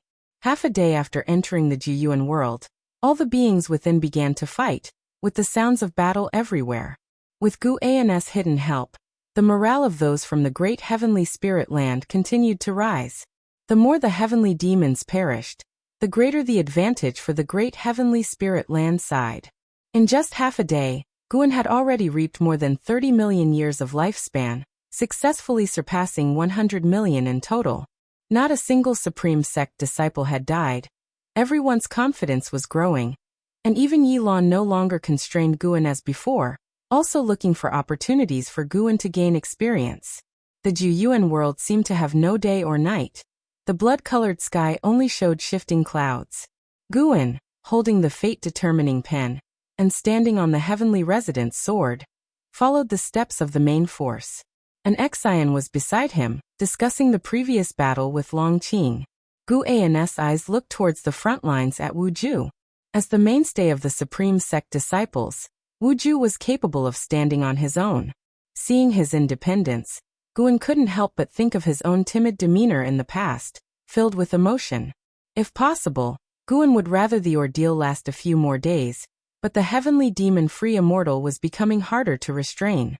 It had only been half a day, and a third of the heavenly demons had died, tens of thousands of miles away. On a mountain cliff stood a man in black, furrowing his brow.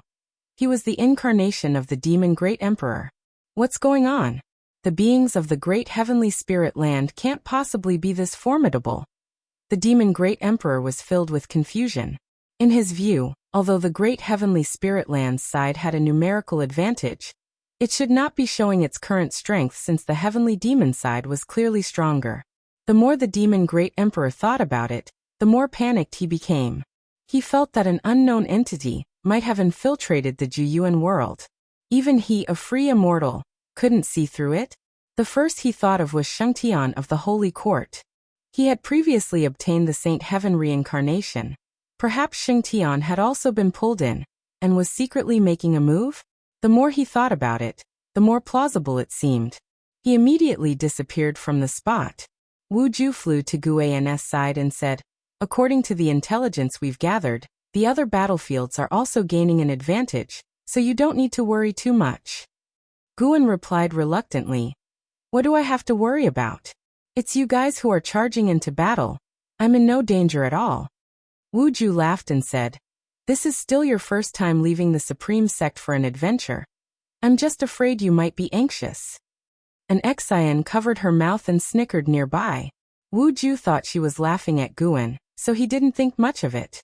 Standing behind Guan, Longqing leaned forward and excitedly asked, "Elder Wu, when will the next battle begin?" During the previous fight he had also participated, and his formidable physique surprised many disciples of the Supreme Sect.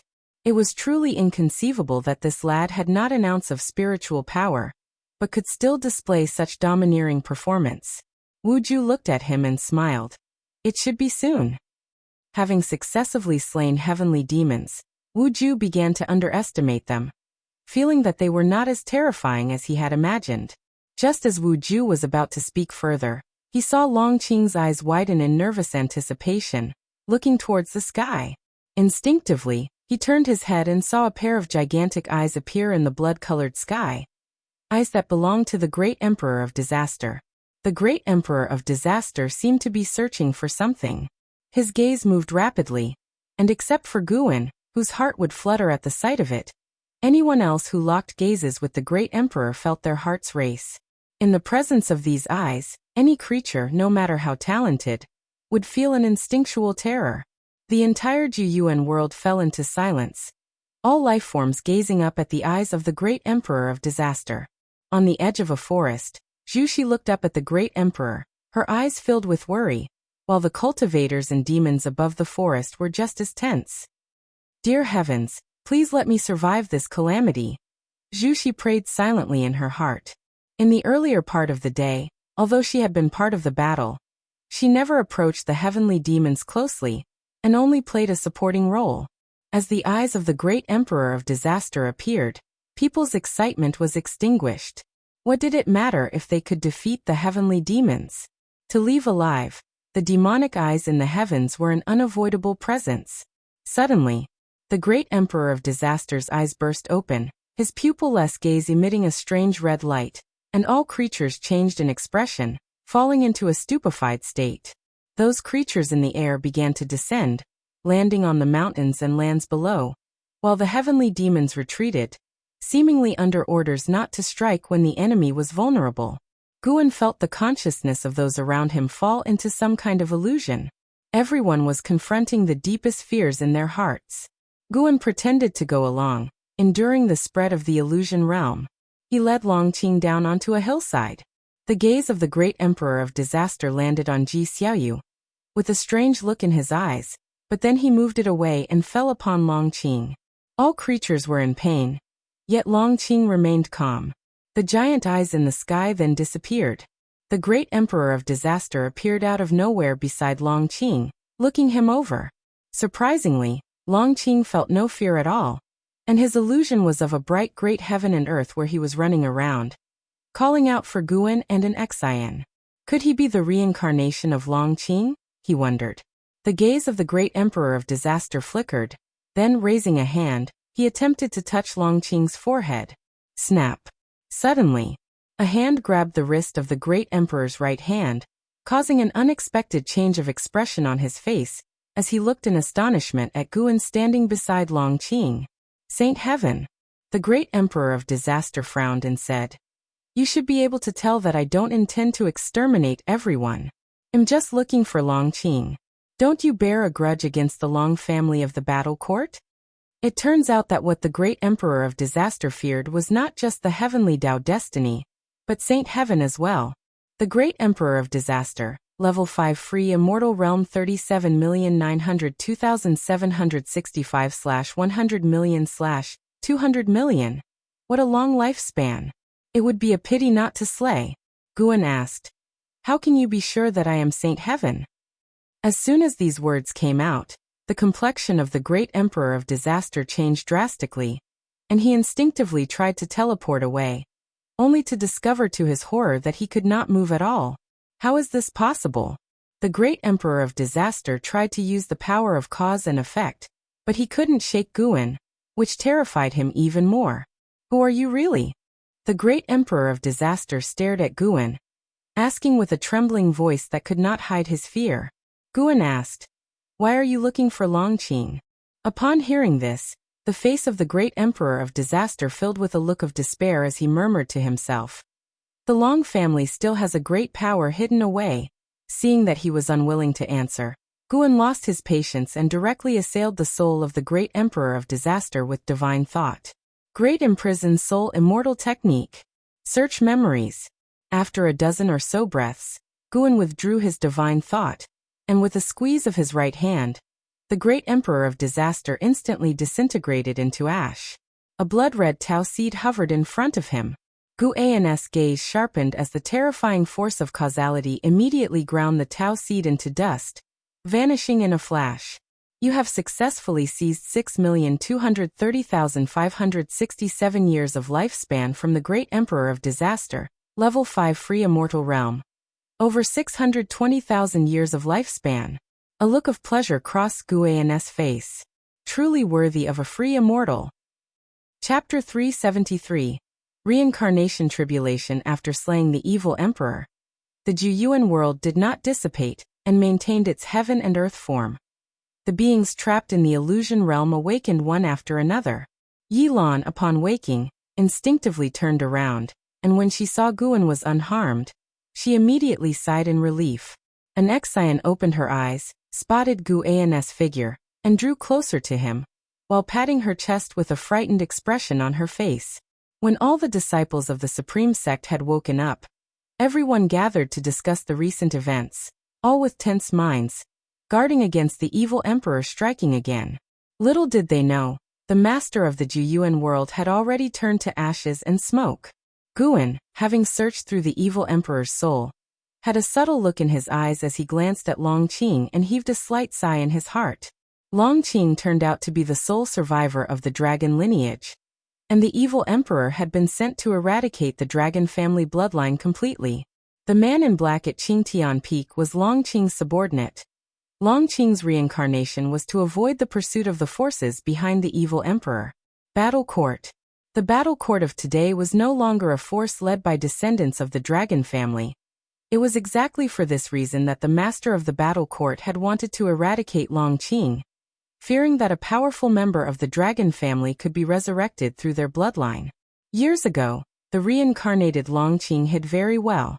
To avoid the pursuit of the Battle Court, Longqing's subordinates sneaked into Qingtian Peak, unnoticed by gods or ghosts, and came to the great heavenly spirit land. But the turmoil in the silent destruction domain years ago had caught the attention of the evil emperor. The Dark War Emperor was sent by the evil emperor. To be precise, the Dark War Emperor was cultivated by the evil emperor, and the inheritance of the Dark War Emperor's battle court originated from the evil emperor.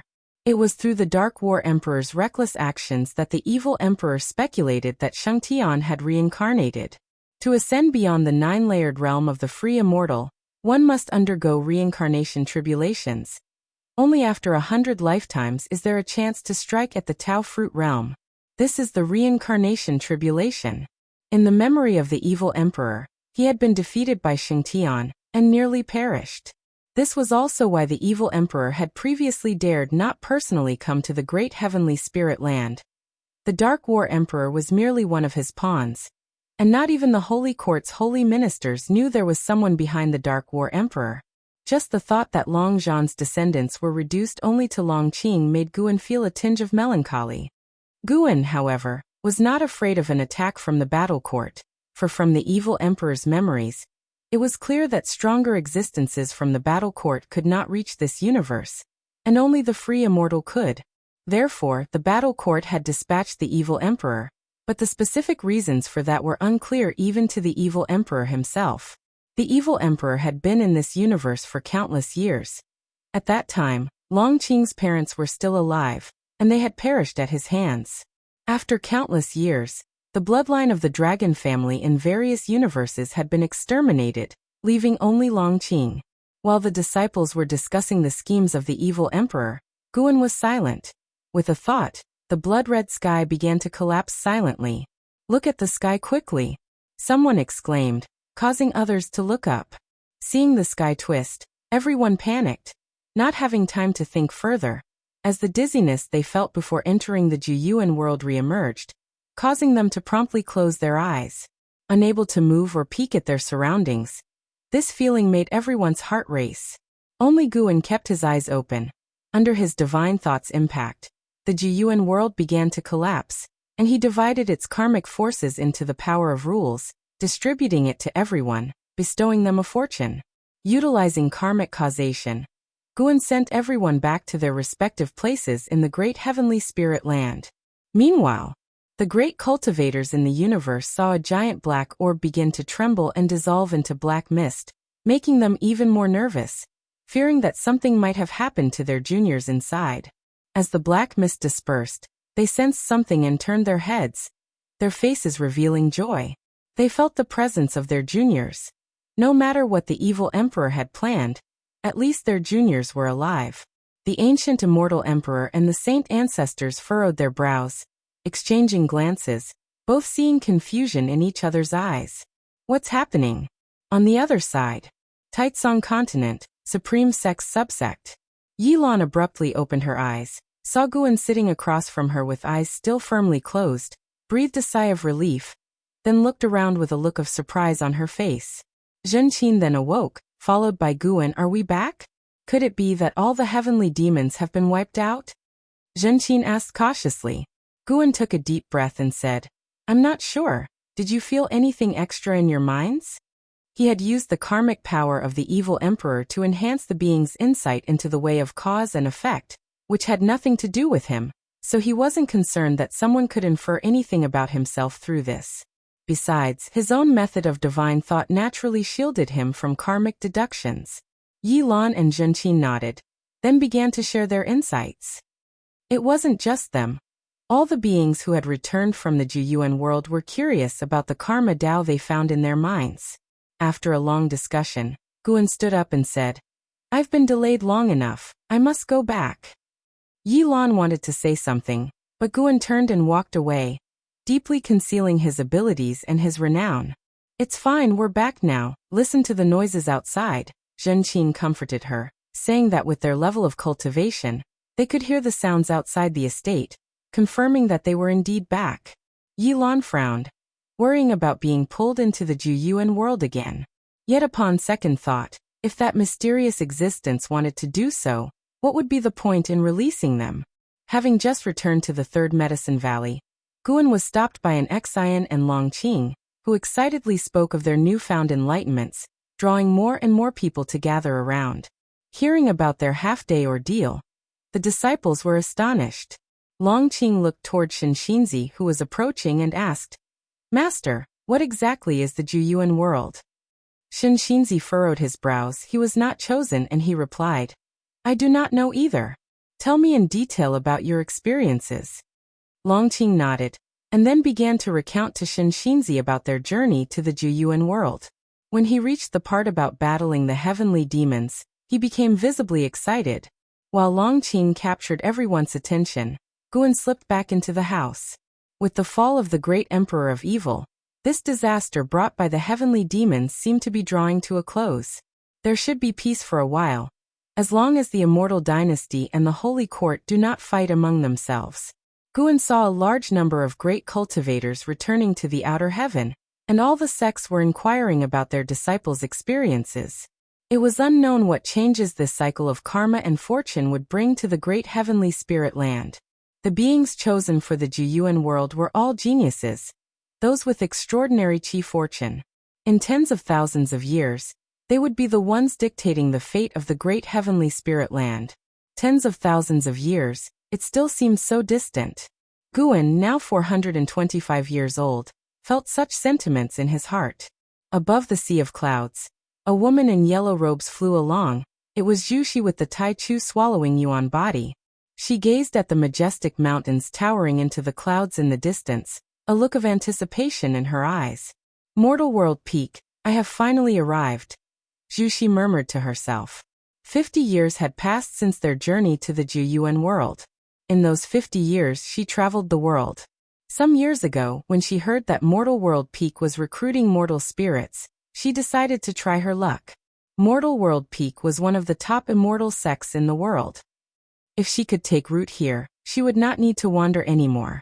At the same time, atop Dingtian Peak, Guan, who was reading in the mountaintop courtyard, sensed Zhu Zai's presence and felt a touch of surprise. Was this a coincidence? He had no intention of looking after Zhu Xi. He wanted to see how she would fare after joining Mortal World Peak. Beside him, an Xian who was practicing Taoist Gang primal energy turned her head to Guan and said, "Master, the Gang Qi inside my body is going haywire. I can't control it." Her tone was anxious, clearly in panic. Guan, lying in his chair, did not get up but just lifted his left hand and flicked his index finger towards her. A jet of strength energy shot out, entered in Xin's body, and instantly calmed the rampaging Gang Qi, restoring its normal flow. An Xian breathed a sigh of relief. Looking at Guan with admiration, she asked, "Master, how are you so powerful? When will I be able to cultivate to your level?" "Cultivate for 100 million years," Guan replied offhandedly, flipping the page with his left hand. 100 million years? How long is that? Who can live that long? An Xian complained, feeling like her master was teasing her. Guan ignored her and continued reading. This book was not the Green Hero Travelogue, but a rare book he found at Mortal World Peak, which recounted an extraordinary tale from Mortal World Peak. A story of a disciple who fell in love with a female demon. This book was a banned one, quite hard to come by. Based on Gu An's experience, the writing in this book was not as delicate as that by Xian Tianyi, but it had its charms in the bizarre. The demoness reincarnated several times to find the protagonist, which was quite touching. As dusk approached, Guan finally got up, stretched, and then left with an Xian. After returning to the Supreme Sect, the pair landed in a grove and made their way toward Mystic Valley. An Xian was talking animatedly about her cultivation progress for the day, very lively. Guan was not bothered by her enthusiasm and listened attentively, offering occasional guidance. Arriving at Mystic Valley, Guan spotted a familiar face. Jiang Qiong. Jiang Qiong was standing in front of a garden railing, admiring the flowers in full bloom. Guan asked an Xian to head back to the Third Medicine Valley on her own, and he approached Jiang Qiong. Looking at Jiang Qiong's back skeptically, an Xian didn't stop, but headed towards the transmission array platform. "How long have you been here?" Gu An's voice reached Jiang Qiong's ears.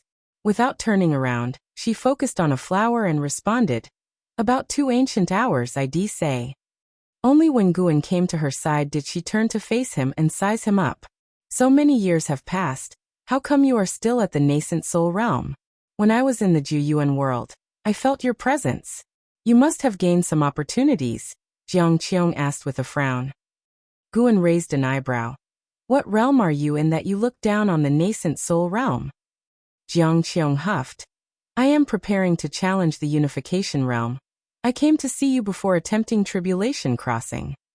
"Unification realm?" Gu An's eyes widened, showing a look of surprise. Jiang Qiong's lips curved up in a smile.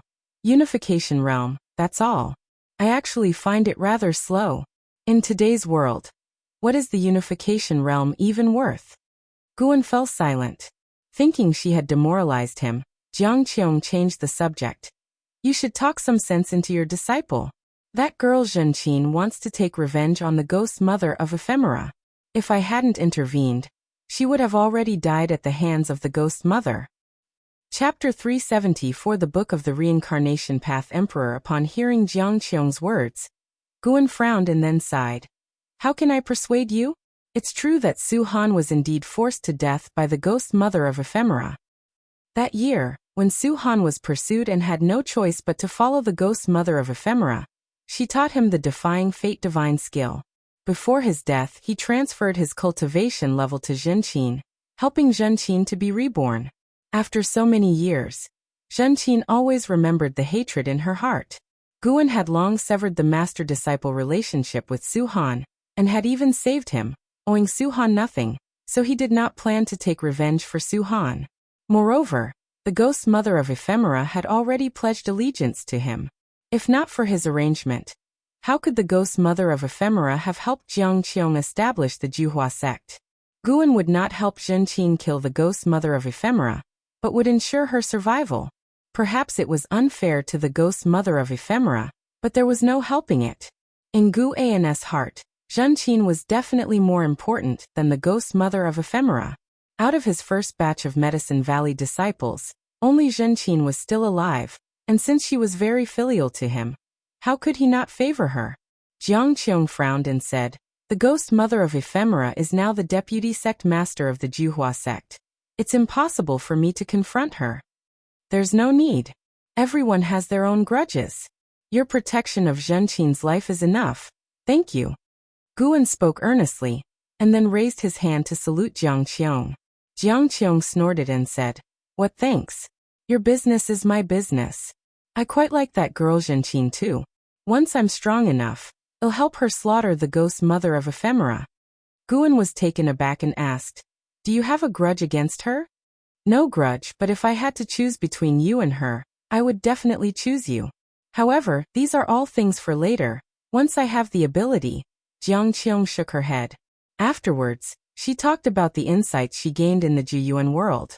Since her journey in the Juyuan world, she had many revelations during her cultivation, particularly about divination. She could now peer into the cause and effect of mortals to deduce their fate.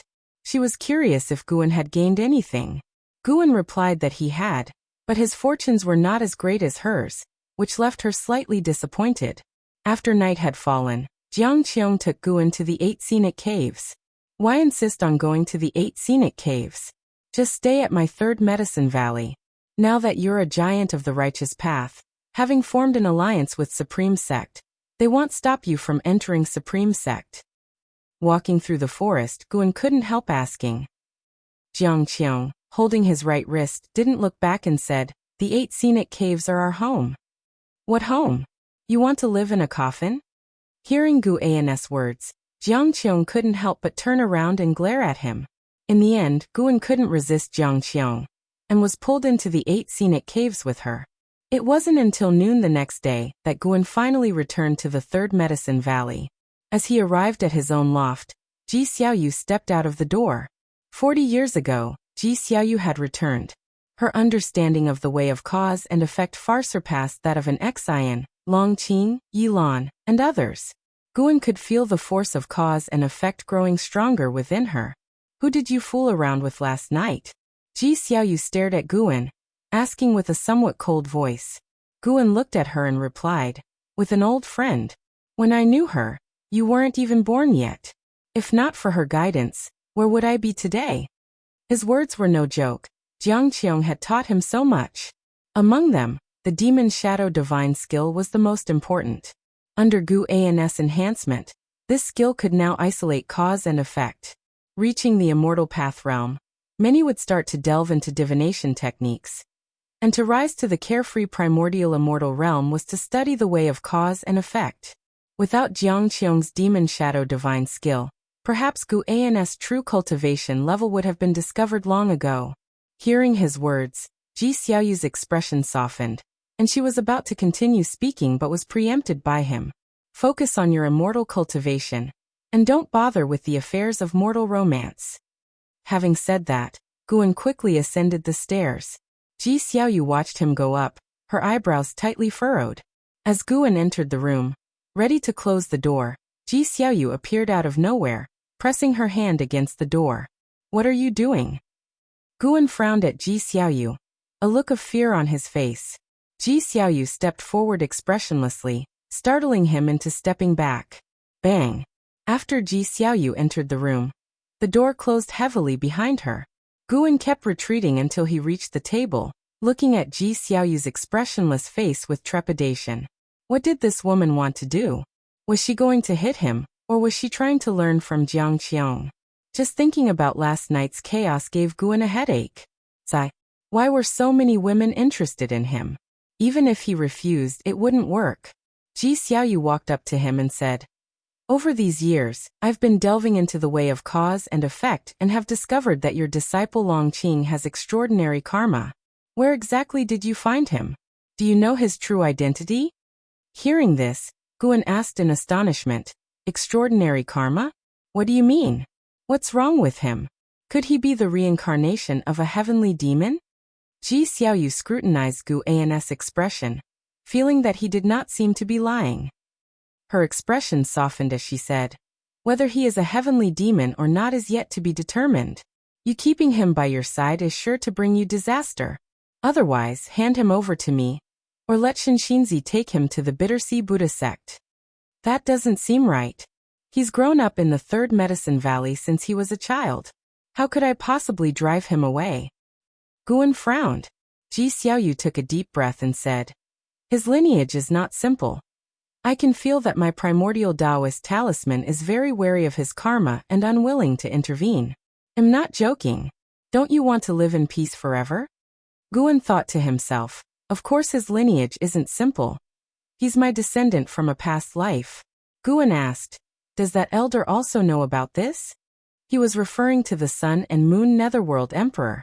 That rascal was still inside the house recuperating, and did not eavesdrop on their conversation.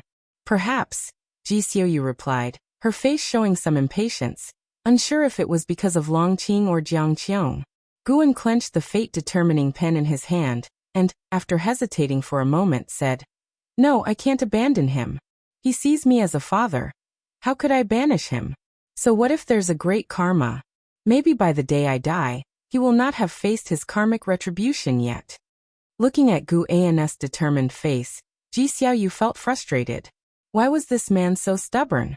What if he brings catastrophe to the entire Medicine Valley, or even to the Supreme Sect? Ji Xiaoyu asked with suppressed anger. Guan said sternly, "Your karma is not simple either. If you encountered trouble, would I have to avoid you to prevent misunderstandings? Impossible. I can't do it. I, Guan, am not that kind of person." His words rang with conviction, causing Ji Xiaoyu's expression to soften. Indeed, women will be women, always finding an excuse to get going. Guan was sure that Ji Xiaoyu was simply jealous of Jiang Qiong. Ji Xiaoyu huffed, "You always say nice things. If that day really comes, I bet you'll run faster than anyone." Guan clutched his chest, feigning heartache, and said, "You actually think that of me?" Ji Xiaoyu couldn't help but smother a laugh, giving him a look. She walked beside Guan, a book appearing in her hand, which she placed on the table. Guan fixed his eyes on it. It only had one character. Dragon. Ji Xiaoyu explained. "This is a book I dreamed of in my past life. The Reincarnation Path Emperor was even holding it.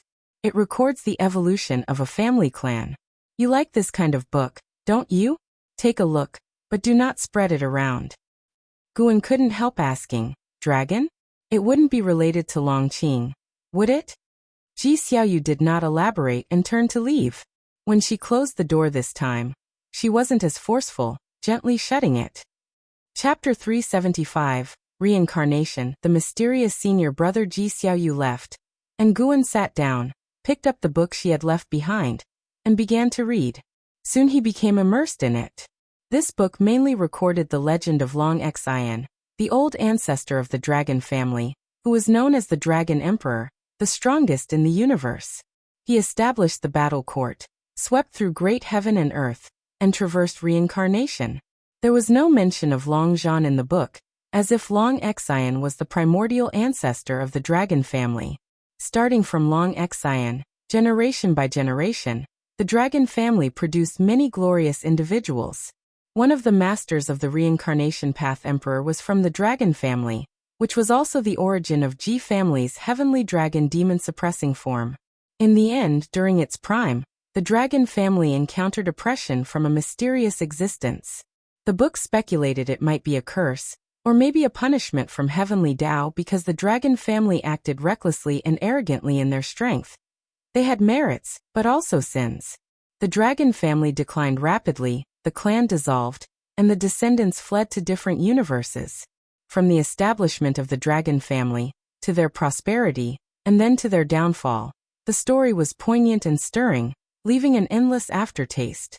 The author did not comment on the dragon family, but continued to narrate the rise and fall of the dragon family from an objective perspective. After finishing the book, Guan also felt quite emotional.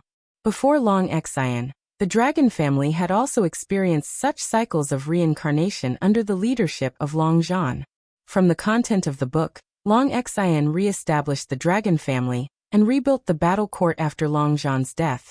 For Long Xian was very strong from the beginning.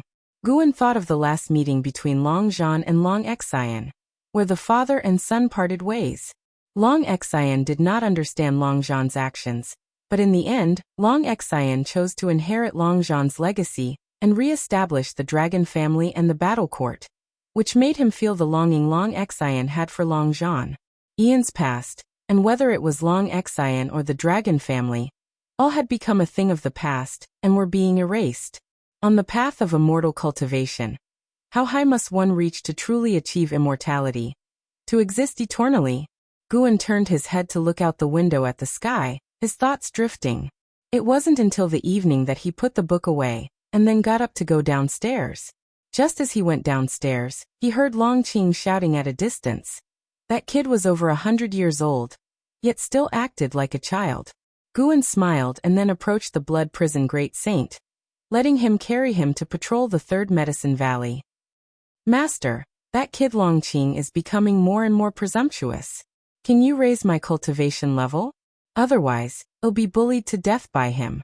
And what about the white spirit rat?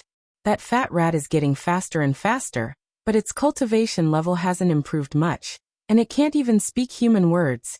Blood prison great saint spoke with a tone of grievance. He was of the Mahayana realm. How could he be bullied by Long Qing? Guan wanted to say that it was normal for you to not win against Long Qing, who was born in the Nirvana realm. Do not compare yourself with others. Everyone has their own path. You should look to the future, Guan said earnestly. Blood prison great saint's eyes lit up, and he was immediately invigorated. Did his master's words mean he would be a focus of cultivation in the future? The more he thought about it, the more excited he became. He stopped thinking about being bullied by Long Qing and the white spirit rat, and started to fantasize about dominating the world. He wanted to become the strongest great saint under the heavens, sweeping across the land. If outsiders from outer heaven attacked and he was not an opponent, then the master would take action, shocking all beings. Just thinking about it was thrilling. On the surface, he would be the strongest, and enemies would conspire against him. Who would have thought that there would be an even more terrifying existence behind him? On a resplendent golden palace, the holy minister was sitting on a chair, with steps behind him leading up to an empty throne. A row of figures stood in the hall.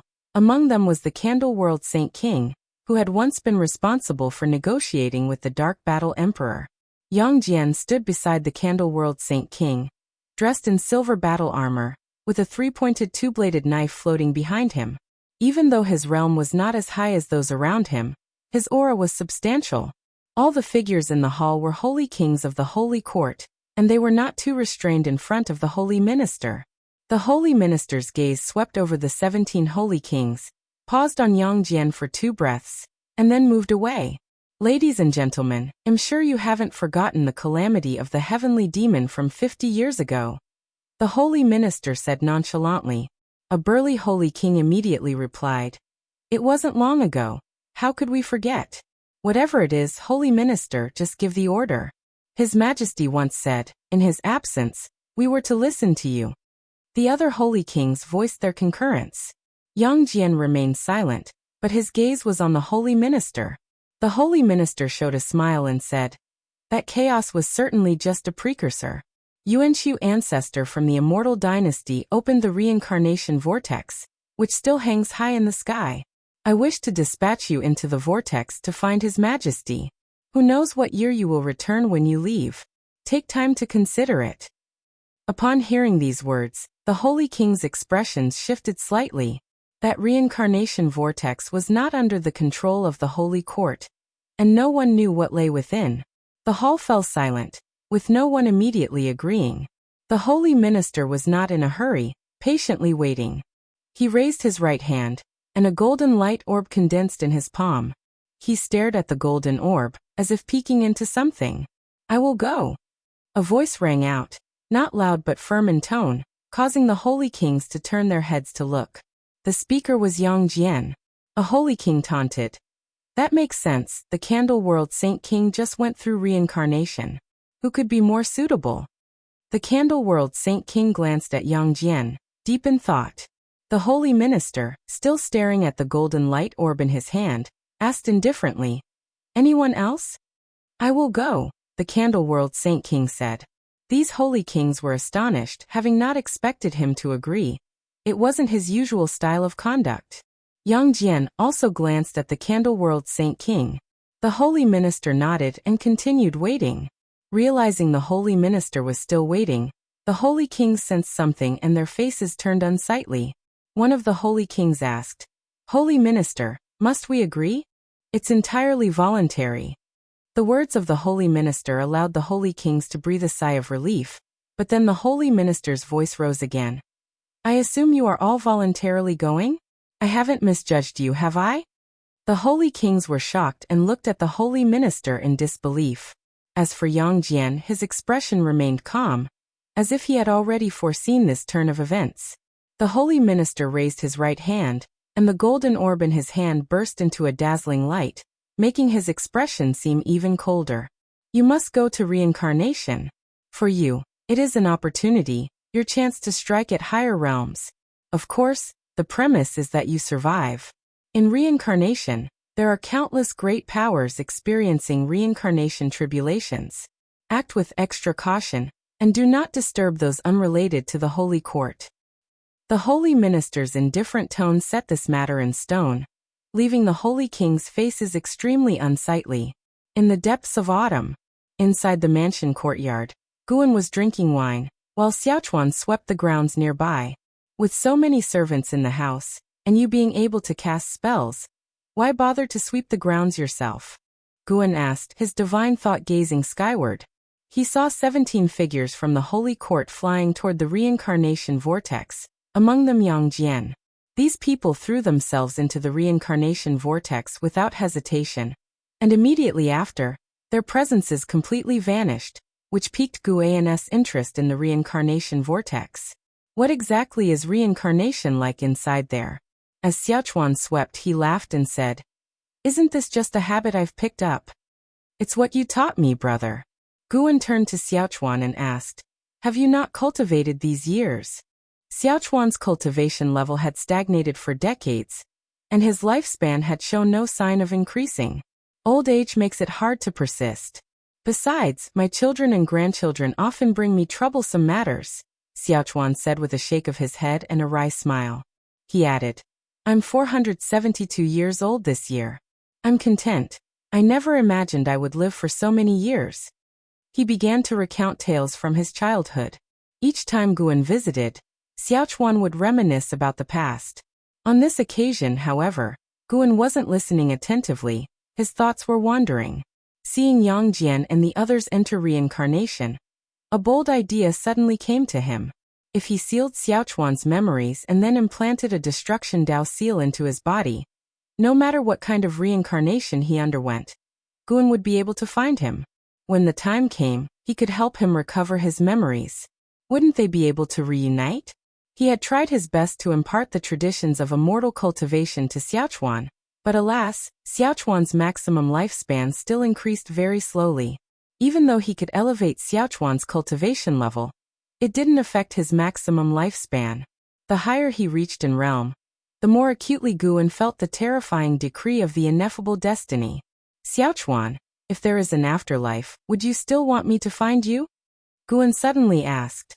Xiaochuan stopped his sweeping, turned his head to look at Guan, and cheerfully said, "Brother, if you could find me, you must have become an immortal, right? If you don't mind, I would indeed hope to see you again. But don't worry about it too much. Everyone has their destiny. I'm truly only grateful to you." Without Guan, what would his life be like today? His only regret in this life was that he failed to repay his mentor. I'm just speaking hypothetically. If I become that powerful one day, I would need to consider whether or not to help you escape the suffering of reincarnation. Guan said with a laugh. Xiaochuan responded with laughter. If there's a chance for that, I would definitely want it. So let me thank you in advance for taking care of me, brother. Becoming an immortal? How distant a dream! Xiaochuan had heard of the existence of the immortal path realm, but he had not heard of those who possessed eternal life, nor had he heard of the true immortal gods. Those who were comparable to immortals were nothing more than powerful cultivators. If you undergo reincarnation, in what kind of family would you wish to be born in the next life? Guan continued to ask, as he poured himself another drink. Xiaochuan took interest, set aside the broom, walked over, and sat down, starting to ponder as he sank into reverie. His requirements were not high, born to parents that could accompany him, and hopefully with better aptitude for cultivation. Sunset gave way to moonrise. The two talked into the night, and at Xiaochuan's invitation, Guan stayed at the estate. He left at dawn. Xiaochuan, assisted by a young girl, watched Guan depart. The girl, filled with curiosity, watched Guan's retreating figure.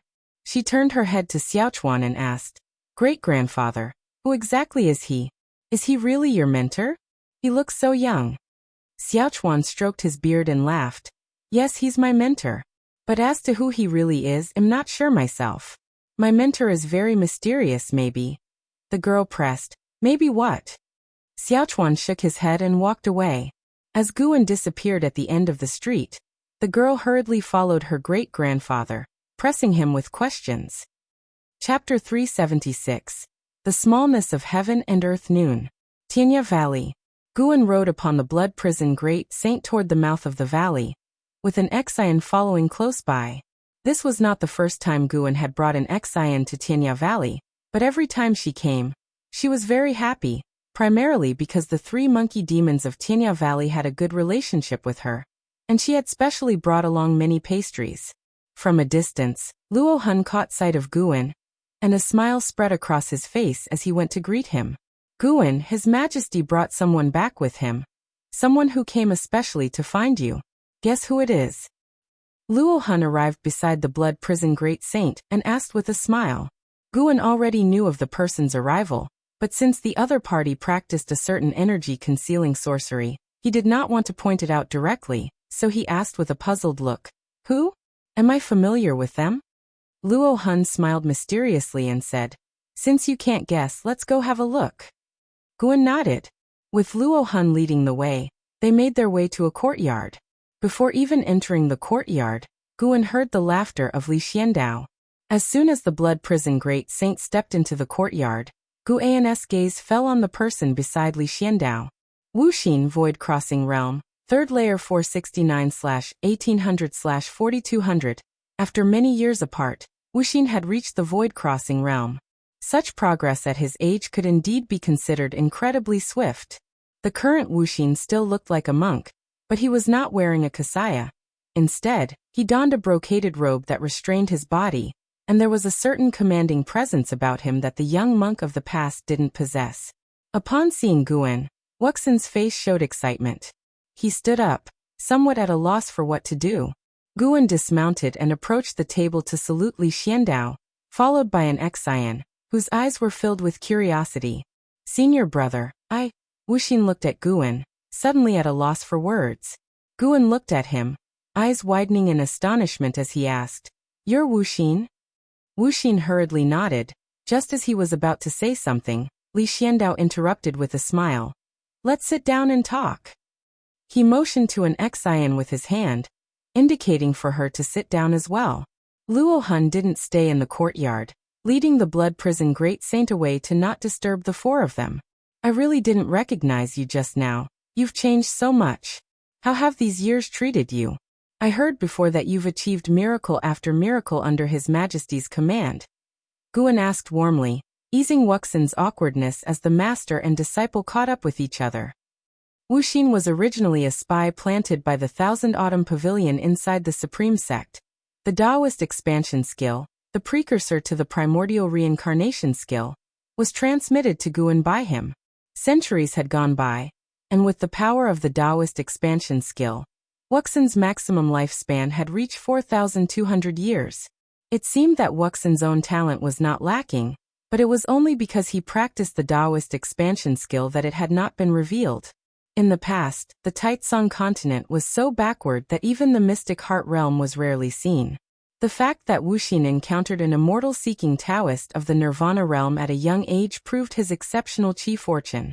An Xian sat obediently to the side, listening attentively to her master and grandmaster catching up, curious about Wuxin. Li Xiandao did not interrupt, listening to their conversation with a smile. Guan silently reflected on Li Zuando's talent. Li Xiandao now had reached the 5th layer of the mystic heart realm, surpassing LV Batian. Yet his public cultivation level, like Gu Ans, only appeared as that of the nascent soul realm. After a while, Wuxin turned to look at Li Xiandao, who spoke with a smile. "I'm planning to send him to an immortal mansion for cultivation. Guan, would you like to go?" Guan shook his head. "I'd rather not. Thank you for the gracious offer, uncle." That so-called immortal mansion was, after all, similar to the factions like the Star Sea congregations. He was not interested in it. Li Xiandao was not surprised. Over the years he had offered many opportunities to Guan, all of which were rejected.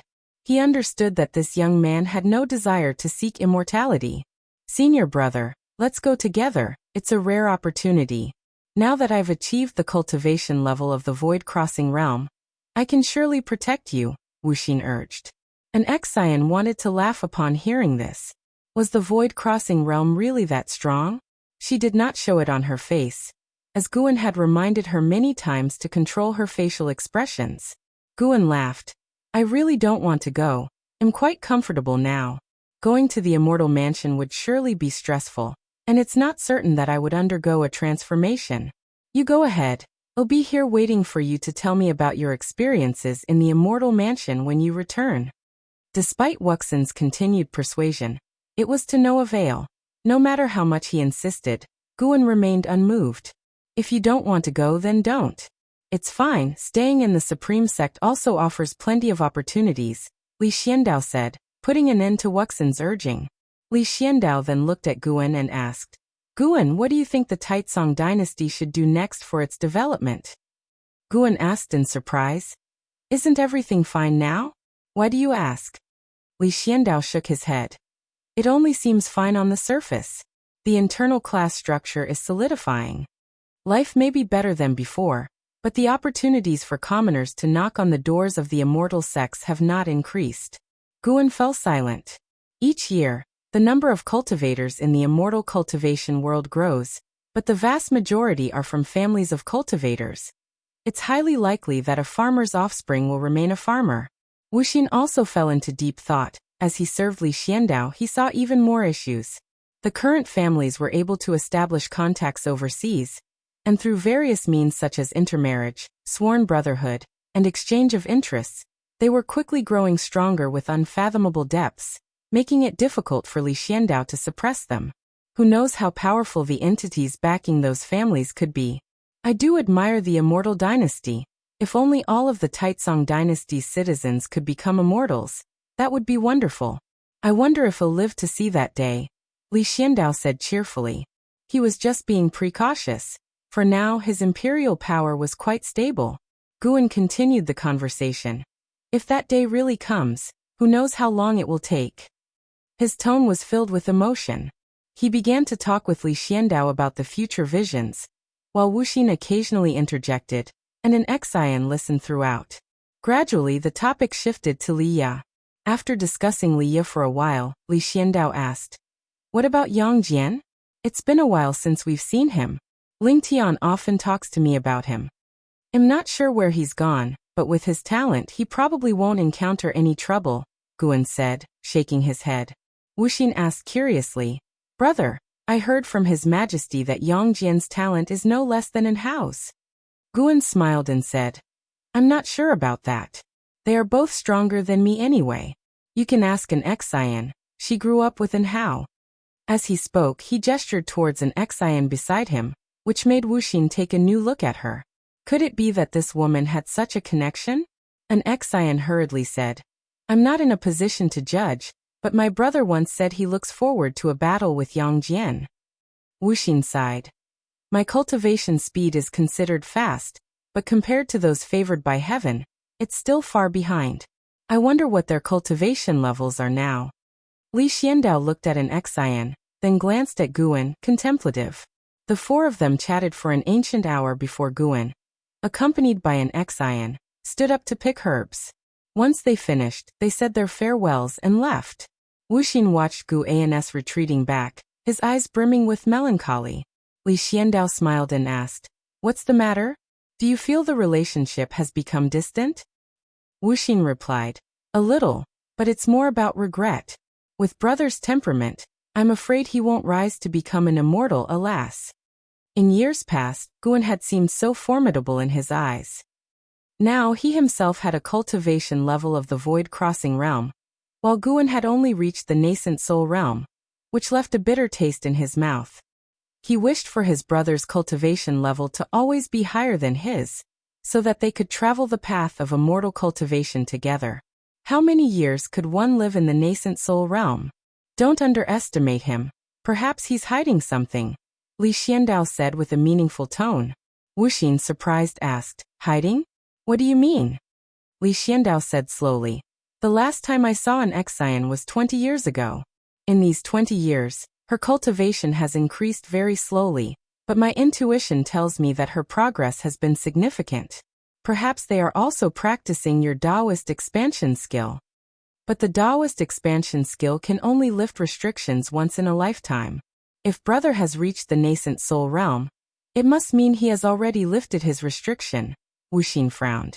Li Xiandao did not continue the conversation. He was reminiscing about the golden Dao patterns on Guan's forehead. He had once seen another person with similar Dao patterns whose Dao level was unfathomably deep. Elsewhere, Guan had overheard Li Xiandao and the others' conversation, but he did not mind since his apparent cultivation level was only at the nascent soul realm, and others could speculate as they wished. Time flies swiftly by. 20 years blinked past. The Xiaochuan family was in mourning, and Guan stood on the roof eaves, invisible to anyone. He watched Xiaochuan's soul rise from the memorial hall, drifting toward the sky. Today was just the 7th day since Xiaochuan's death. Xiaochuan kept ascending, looking down at the people inside the Xiaochuan residence. His face held no sorrow, instead, it bore a smile. Is this what it feels like to be reincarnated? Xiaochuan pondered silently. Over the past 7 days, his soul had been unable to stray too far from his body, causing him to wander within the Xiaochuan residence the entire time. Now losing control over his soul body, he could feel an invisible force pulling at him from the ether. He wasn't afraid, but rather looked forward to his next life. He gazed far into the distance but did not see Guan, a flash of regret passing through his eyes. Gradually, he drifted higher and higher from the ground.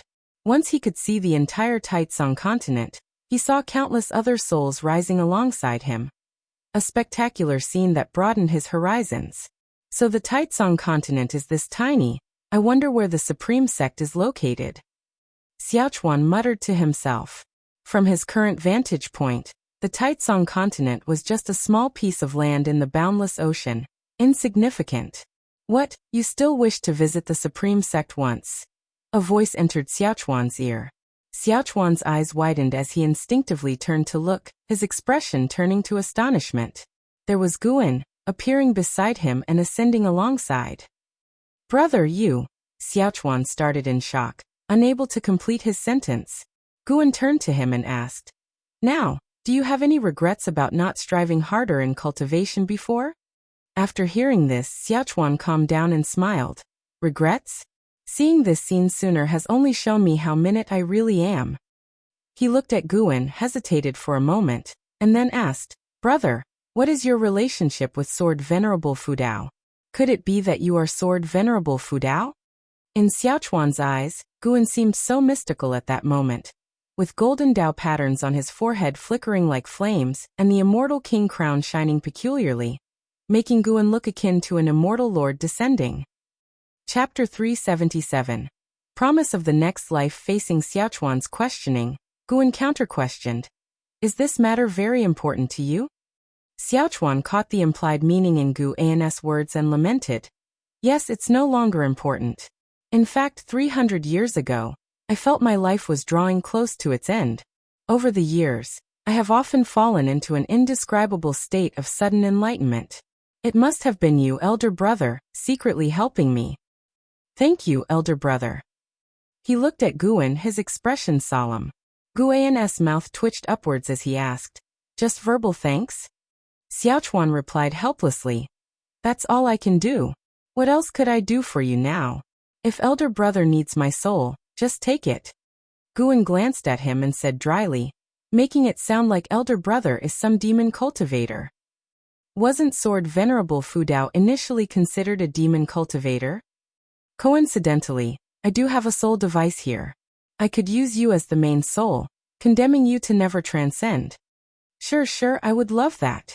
Although Xiaochuan still looked elderly, his soul body was spirited, as if he had returned to his younger days.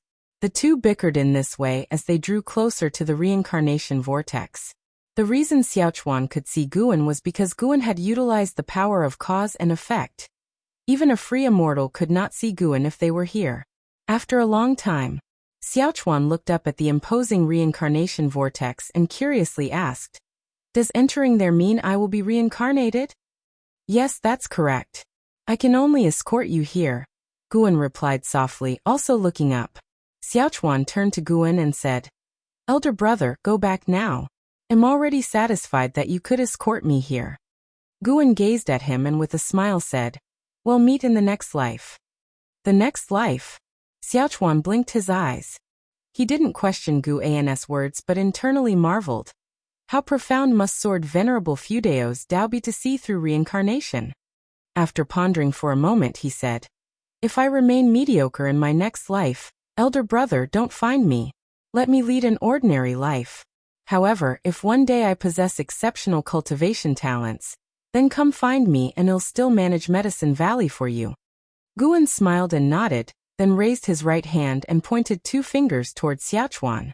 Xiaochuan was instantly immobilized, his eyes losing their sparkle. Guan used his own power of cause and effect to seal Xiaochuan's memories, to prevent them from being erased by reincarnation, then left a Destruction Tao seal within his soul body.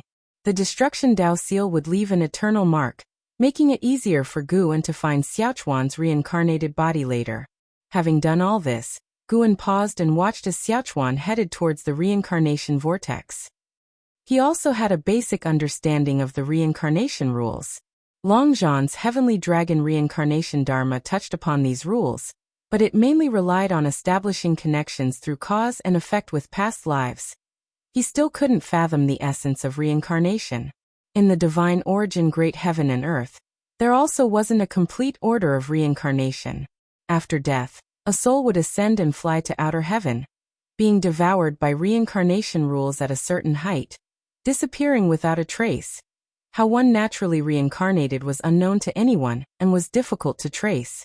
However, great beings of fortune would cause unusual phenomena in heaven and earth when reincarnated. After Xiaochuan had disappeared into the reincarnation vortex, Guan finally returned to the third Medicine Valley.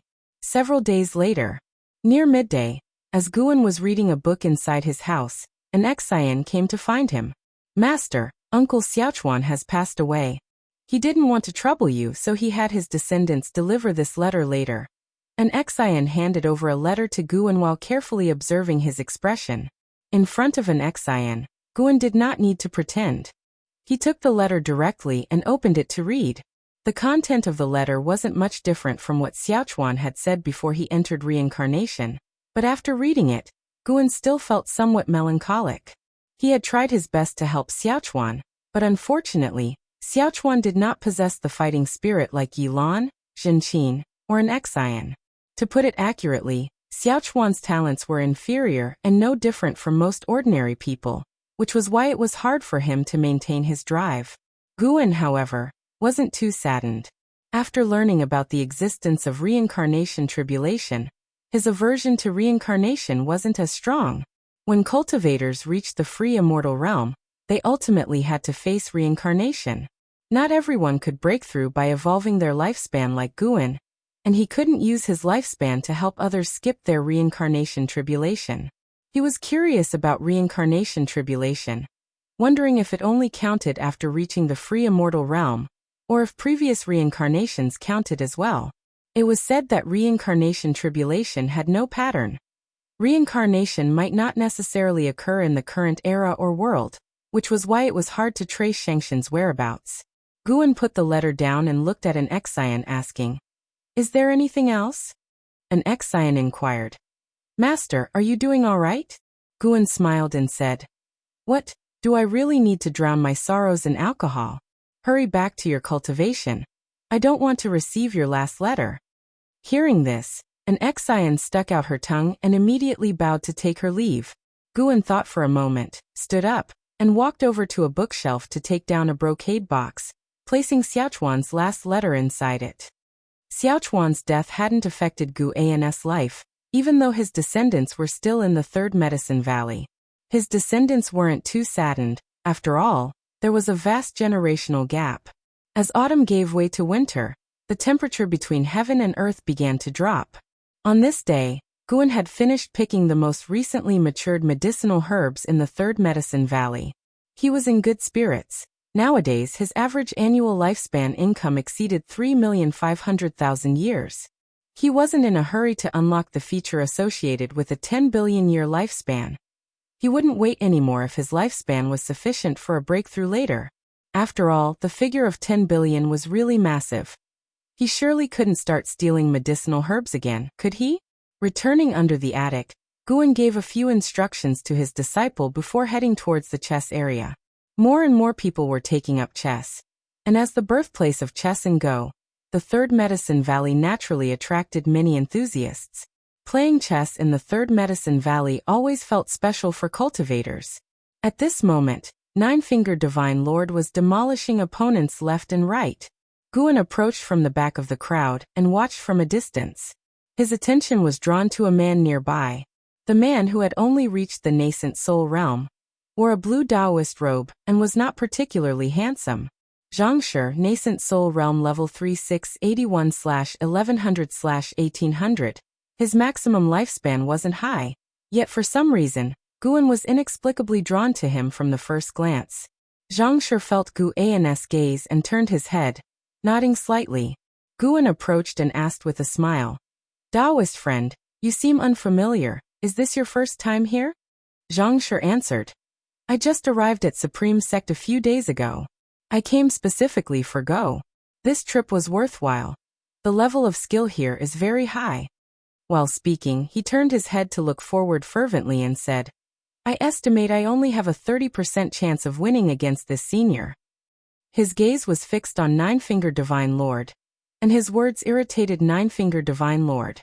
Nine-Fingered Divine Lord turned back to look at Zhangshi and said, 30%? You cheeky boy, so arrogant. Take the next game.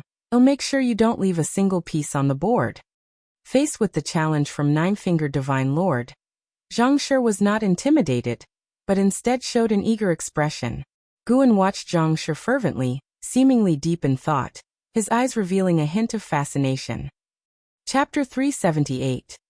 The talent of a heavenly pride. Guan sensed an extraordinary reincarnation aura emanating from Zhangshi.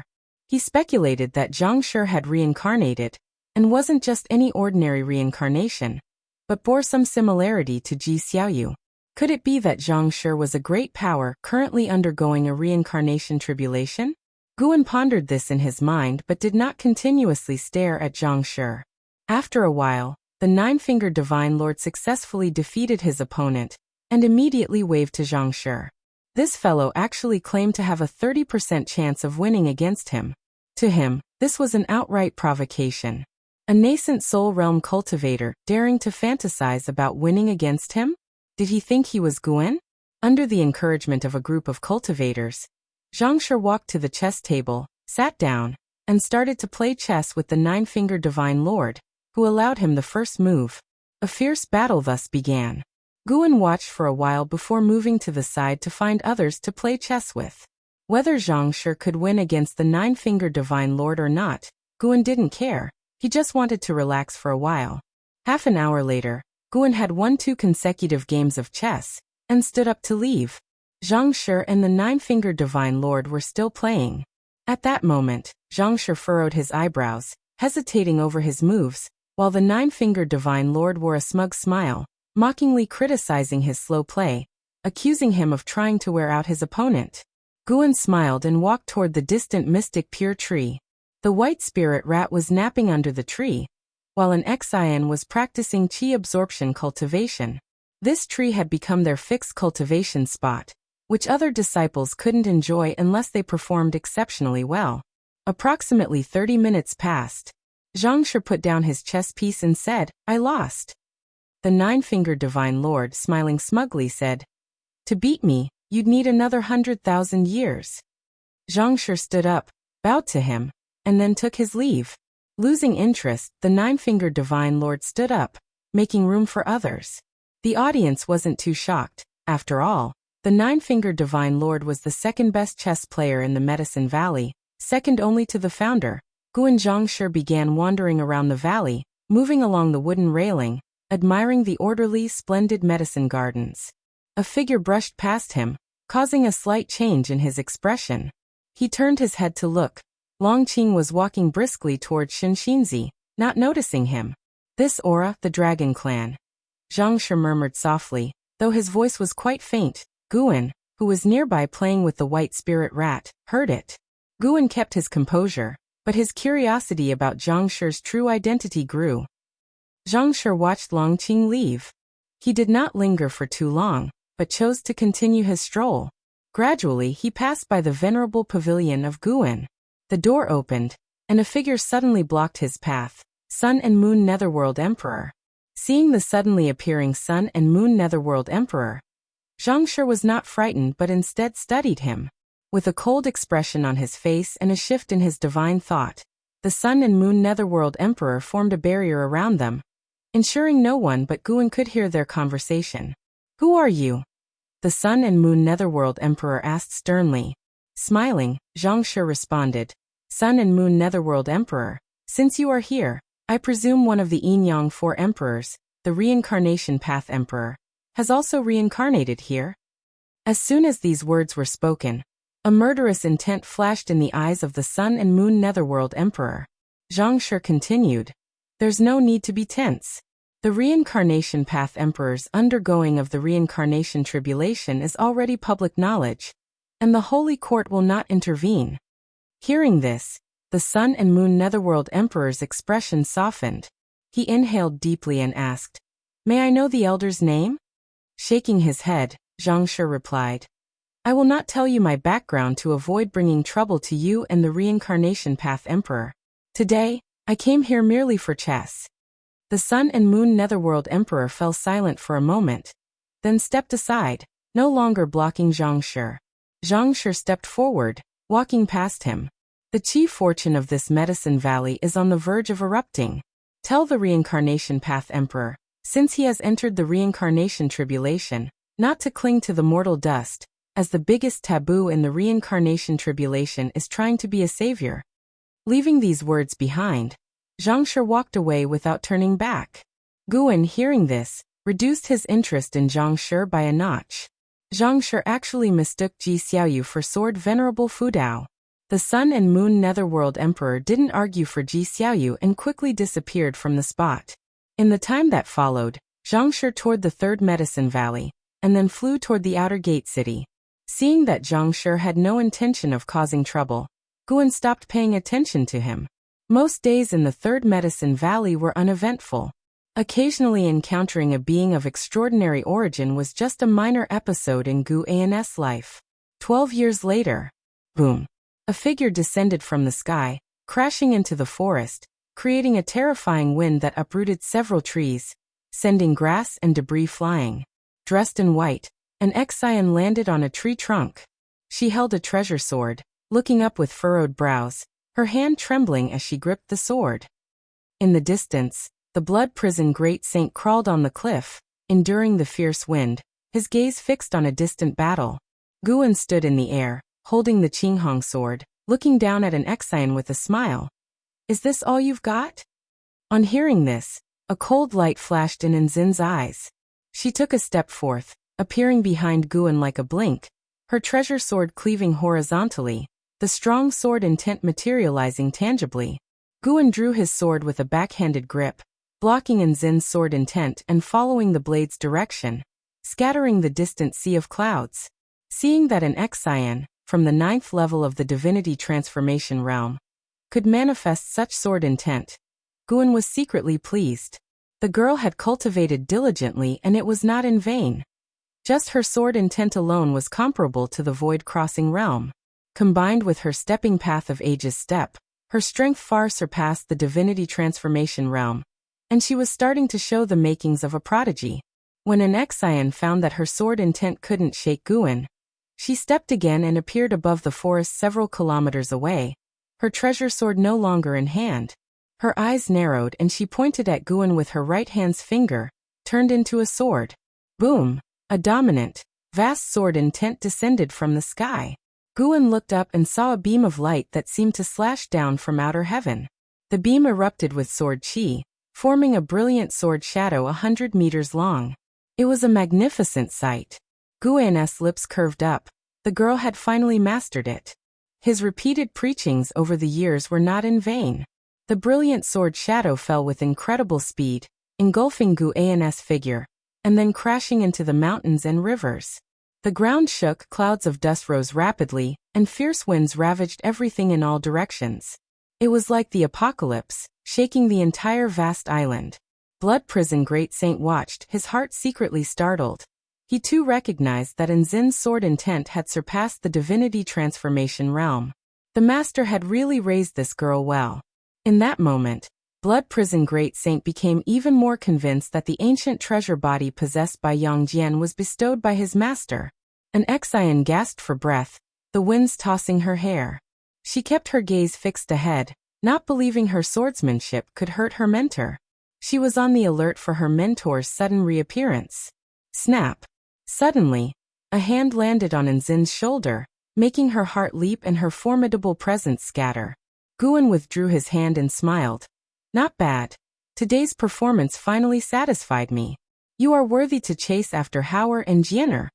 An Xian turned her head and saw her mentor's smiling face.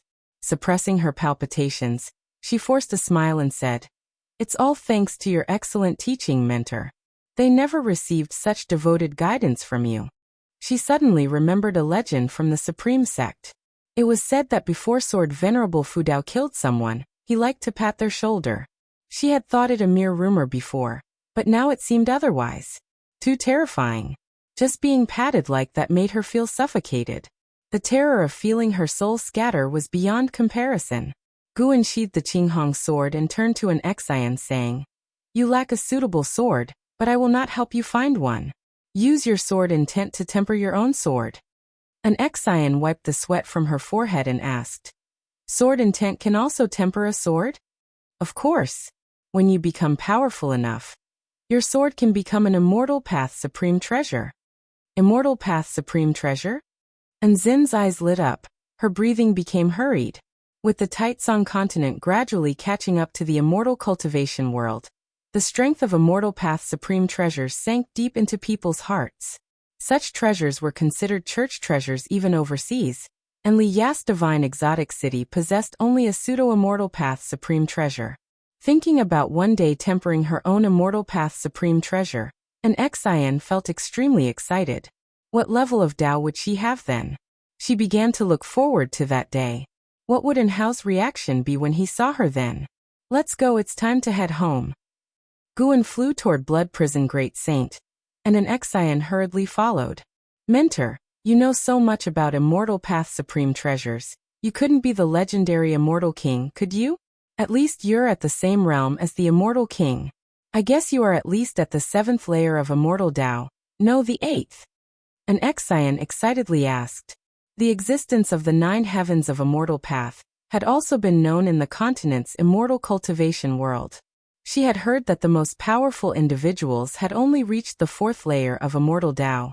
She estimated her mentor's cultivation level as 7th layer, which was already a high estimate. Guan laughed. Not that impressive, I am just a loose immortal. I understand, a loose immortal without a fixed power, right? An Exian giggled. The Holy Court had named Sword Venerable Fudao as the Holy Sword, Mortal World Peak named the Mentor as Peak Master, the Supreme Sect even reserved a position in the Venerable Pavilion for the Mentor, and there was also Immortal Seeking Island overseas. She guessed her mentor had even more backgrounds that hadn't been revealed. Guan smiled and remained silent, not bothering to explain.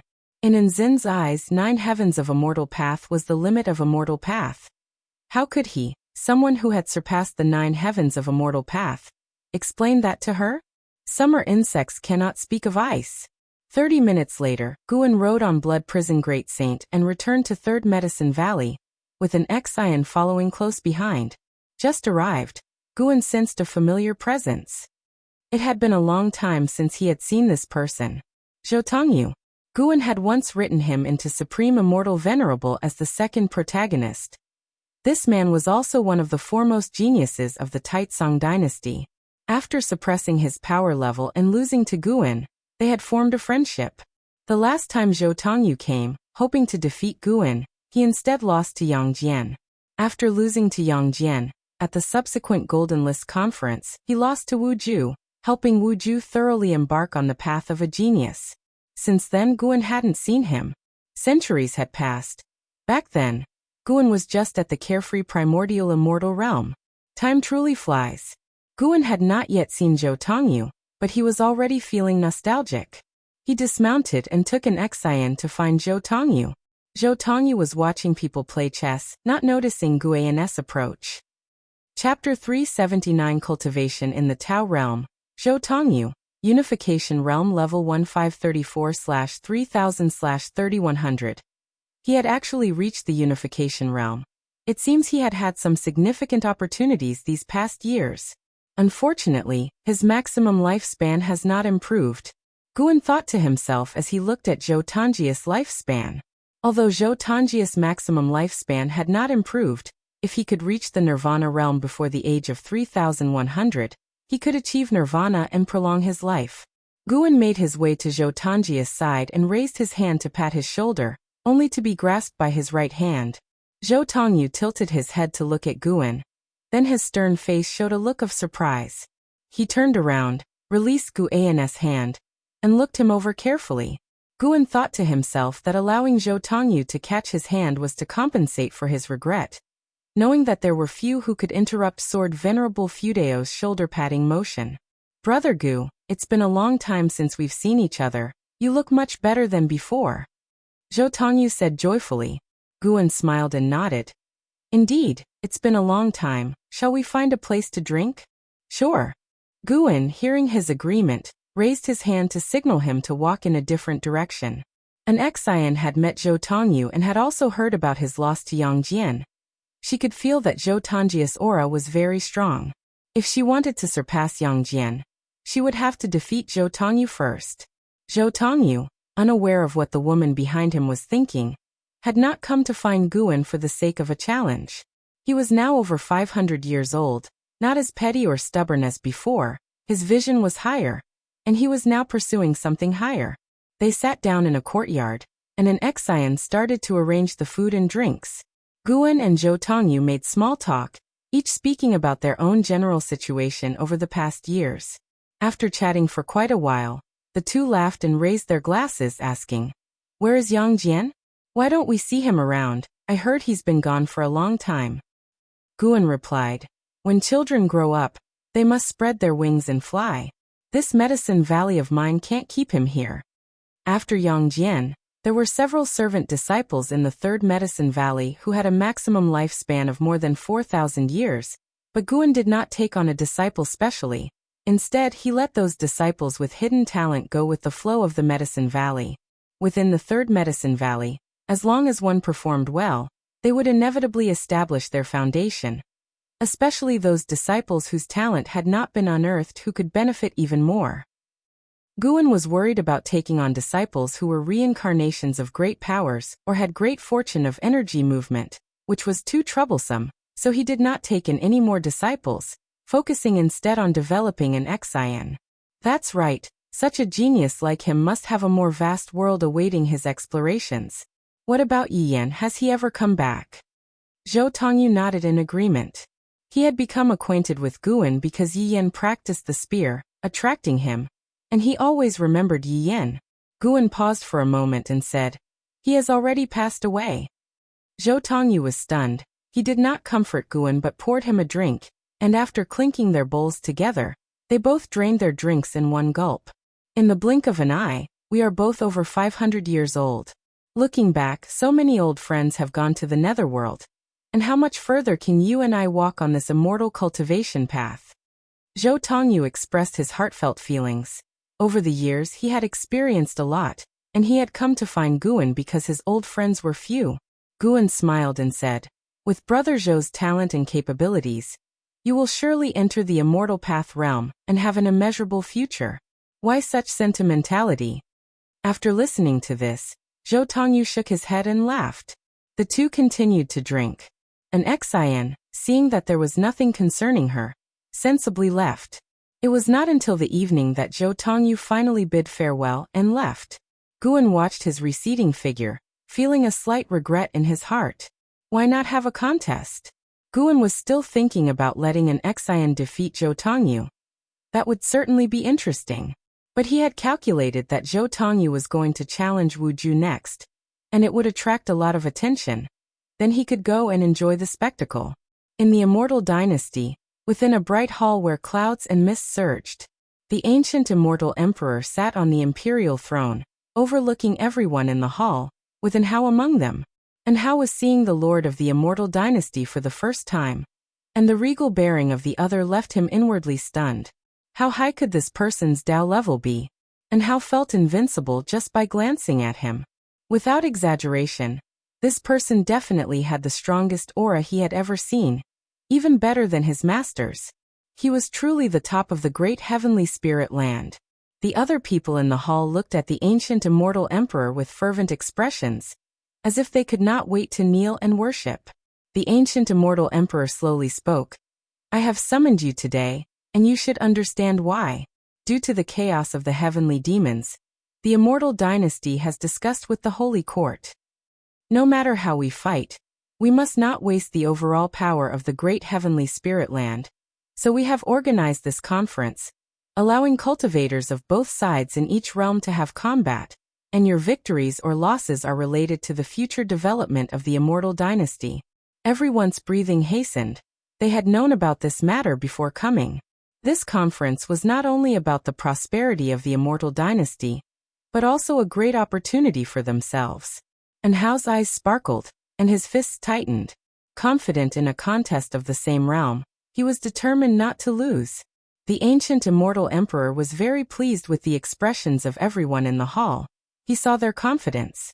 The top 3 in each realm can enter the holy court's Tao realm for cultivation, and the first place will even obtain an immortal path supreme treasure that is unaffected by chi fortune. The ancient immortal emperor began to talk about the rewards for the conference, exciting everyone present. Having the ancient immortal emperor announce the rewards publicly dispelled the last of their doubts. They had to give it their all. Instead of the rewards, An Hao looked forward to having a sufficiently strong opponent. He, An Hao, didn't need any supreme treasures.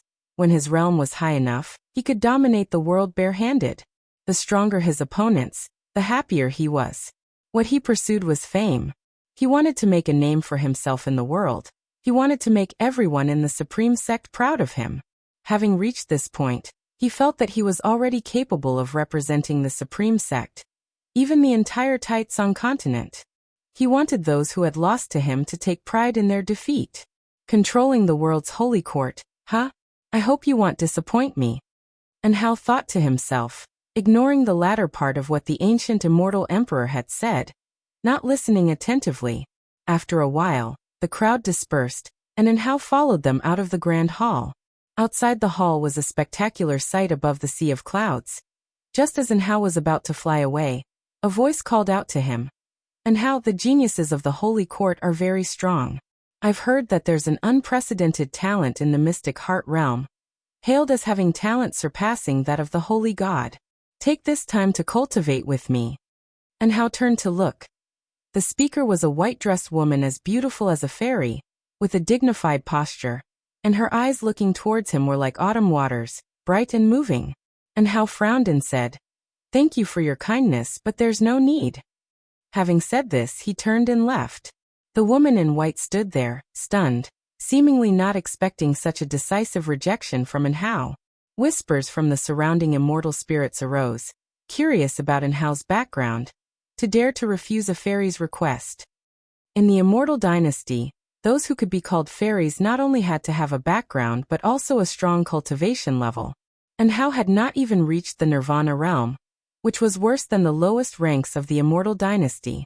Some attitude, move forward 200 years, and with such cultivation level, he wouldn't even qualify to step into the immortal dynasty, someone muttered, earning the agreement of those around. The woman in white said nothing and turned to leave alone, completely indifferent to the gazes of others. On his way to the third medicine valley, Guan rode the blood prison great saint, with an Xian following on the right, excitedly recounting the recent battle between Zhou Tongyu and Wu Ju. That Zhou Tongyu is incredible, his evil-suppressing golden body could actually withstand Wu Ju's fist technique. I thought he had no chance against Wu Ju. Master, is the evil-suppressing golden body considered an ancient treasure body? How could Yang Jian defeat Zhou Tongyu of the same realm? You aren't deceiving me, are you? Listening to Enzin's words, Guan also had many feelings. Zhou Tongyu had won, and he won very dominantly, avenging the shame of his defeat to Wu Ju many years ago. Now it was Wu Ju's turn to taste the fall from the peak of the clouds. Guan did not go to comfort Wu Ju, since the elder of the sect had taken him away to heal after the battle, and he had returned to the third medicine valley after watching the fight. The outcome of a single battle doesn't prove anything. If you don't work hard, you will eventually be surpassed by someone you've defeated. Right now, you have an advantage that others aren't aware of. You know the true cultivation level of no one else while you can find out theirs. Guan said, seizing the moment to teach an Xian. An Xian nodded and replied, "Master, don't worry, I definitely won't become arrogant and complacent. Actually, the evil-suppressing golden body has its shortcomings too. There is a spot at the base of the neck. If it is struck hard, all the chi energy will be dislodged." Guan began to explain the techniques of the recent combat, and an Xian listened attentively. Knowing more was always good. If she ever encountered an enemy with the evil-suppressing golden body in the future, it could come in handy. The blood prison great saint was also listening seriously, more worried than Enzin's excitement. These guys were growing so fast. The strength exhibited by Zhou Tongyu, as well as Wu Ju, was surprising, deserving to be the geniuses of the great heavenly spirit land. The blood prison great saint was even more looking forward to the coming of the millennium. Guan had said that he would personally teach him how to cultivate at that time. What he needed to do now was to diligently cultivate the innate reincarnation skill, accumulate his cultivation, and build up momentum. Although he was a mount, Guan had not treated him harshly. He received just as many elixirs as an Xian. After returning to the third medicine valley, Guan went upstairs alone. Someone was already waiting in the room. Shenzhen. Seeing Shenzhen sitting in his spot, Guan closed the door and asked, "What paintings are you going to show me this time?" He could feel that the atmosphere downstairs had once again become unnatural. Although the change was very subtle, it did not escape his senses. Shenzhen put down the supreme secret records in her hand and said, "I have comprehended a secret technique that can help improve one's talent. Would you like to learn it?" Guan walked over to the table, took back his own copy of the supreme secret records, and then asked, "What secret technique? Is it that powerful?" Shenzhen spoke mysteriously. "It's really powerful. I've already practiced it, and it truly works. After training with this secret technique, I'm finding that practicing other skills yields twice the result with half the effort." Guan couldn't help but cast a lifespan detection on her. Shenzhen, Void Crossing Realm Level 1543/2200/7200. Good Lord. Her maximum lifespan had increased to 7,200 years. Guan was surprised. This girl really could gain enlightenment from music, chess, calligraphy, and painting. And her cultivation level was also growing fast. Chapter 380 Disaster. Judging by Shenzhen's limit lifespan increase, It couldn't be aimed at 9,999 years, could it? As a veteran actor, Guan's face also involuntarily revealed a strange expression at this moment. He lectured Yi Lan, Zhen Qin, and an Xian, putting in much effort, yet it paled in comparison to Shen Zhen's limit lifespan increase. It didn't make sense. Could there really be existences favored by the heavenly Tao in this world? Wu Ju was one, and so was Shen Zhen. Both didn't need the help of others, and their limit lifespans increased repeatedly on their own. Wait a minute. Guan suddenly realized something and spoke. Is that so? Then relay it to me. Shen Zhen promptly narrated the secret technique she comprehended, and Guan listened attentively. After a period equivalent to 30 minutes, Shen Zhen finished her narration, and then looked at Guan with pride, awaiting his astonishment. Guan frowned and said, I don't understand, it feels profound. Is it qi cultivation first or cultivating acupoints? Though he said this, in fact he had already seen through this secret technique. This secret technique bore some resemblance to the primordial reincarnation skill. Both touched upon the reincarnation technique. However, for lower realm beings, the reincarnation technique was extremely complex and hard to comprehend. With Guan's perspective, even letting top-tier geniuses cultivate this technique, it would be difficult for them to succeed in a short amount of time. He inferred that Shen Zhen first practiced this secret technique 7 years ago. Mastered it in just 7 years? Something was off unless she already knew it from before. Guan combined this with the changes in Shen Zhen's aura, and his speculation grew ever firmer. Previously such beings were utterly inconspicuous. And now how could multiple appear? Guan thought for a moment. If he were merely a Taoist hidden immortal, it would be hard to see through reincarnation tribulation, unless someone like Ji Xiaoyu, bearing an innate Taoist talisman and continuously awakening memories, made her reincarnation aura increasingly evident. Currently, it seemed Shen Zhen hadn't awakened any memories. She could only comprehend the cultivation technique. Looking across the world, there were very few beings immersed in reincarnation tribulation. Why did two appear by his side? Excluding Yang Jian as his cultivation level wasn't sufficient, and adding the previously passing Zhang Shi, Guan always felt there was an unseen mighty hand scheming against him. It couldn't just be a coincidence. You don't understand this? You're really dumb. Shen Zhen retorted with a glare, clearly displeased. It wasn't the response she wanted. Guan indignantly said, Who could understand this? Maybe I should have Ji Xiaoyu come and listen? As soon as Shen Zhen heard this, she hastily rejected. That won't do. I am only imparting this secret technique to you. You must not teach it to anyone else. Why? There's no why. I'm teaching you because we have a good relationship. I don't care for anyone else. Did you hear me? If you spread it around, I will definitely trouble you. Shen Zhen raised her fist, threatening him.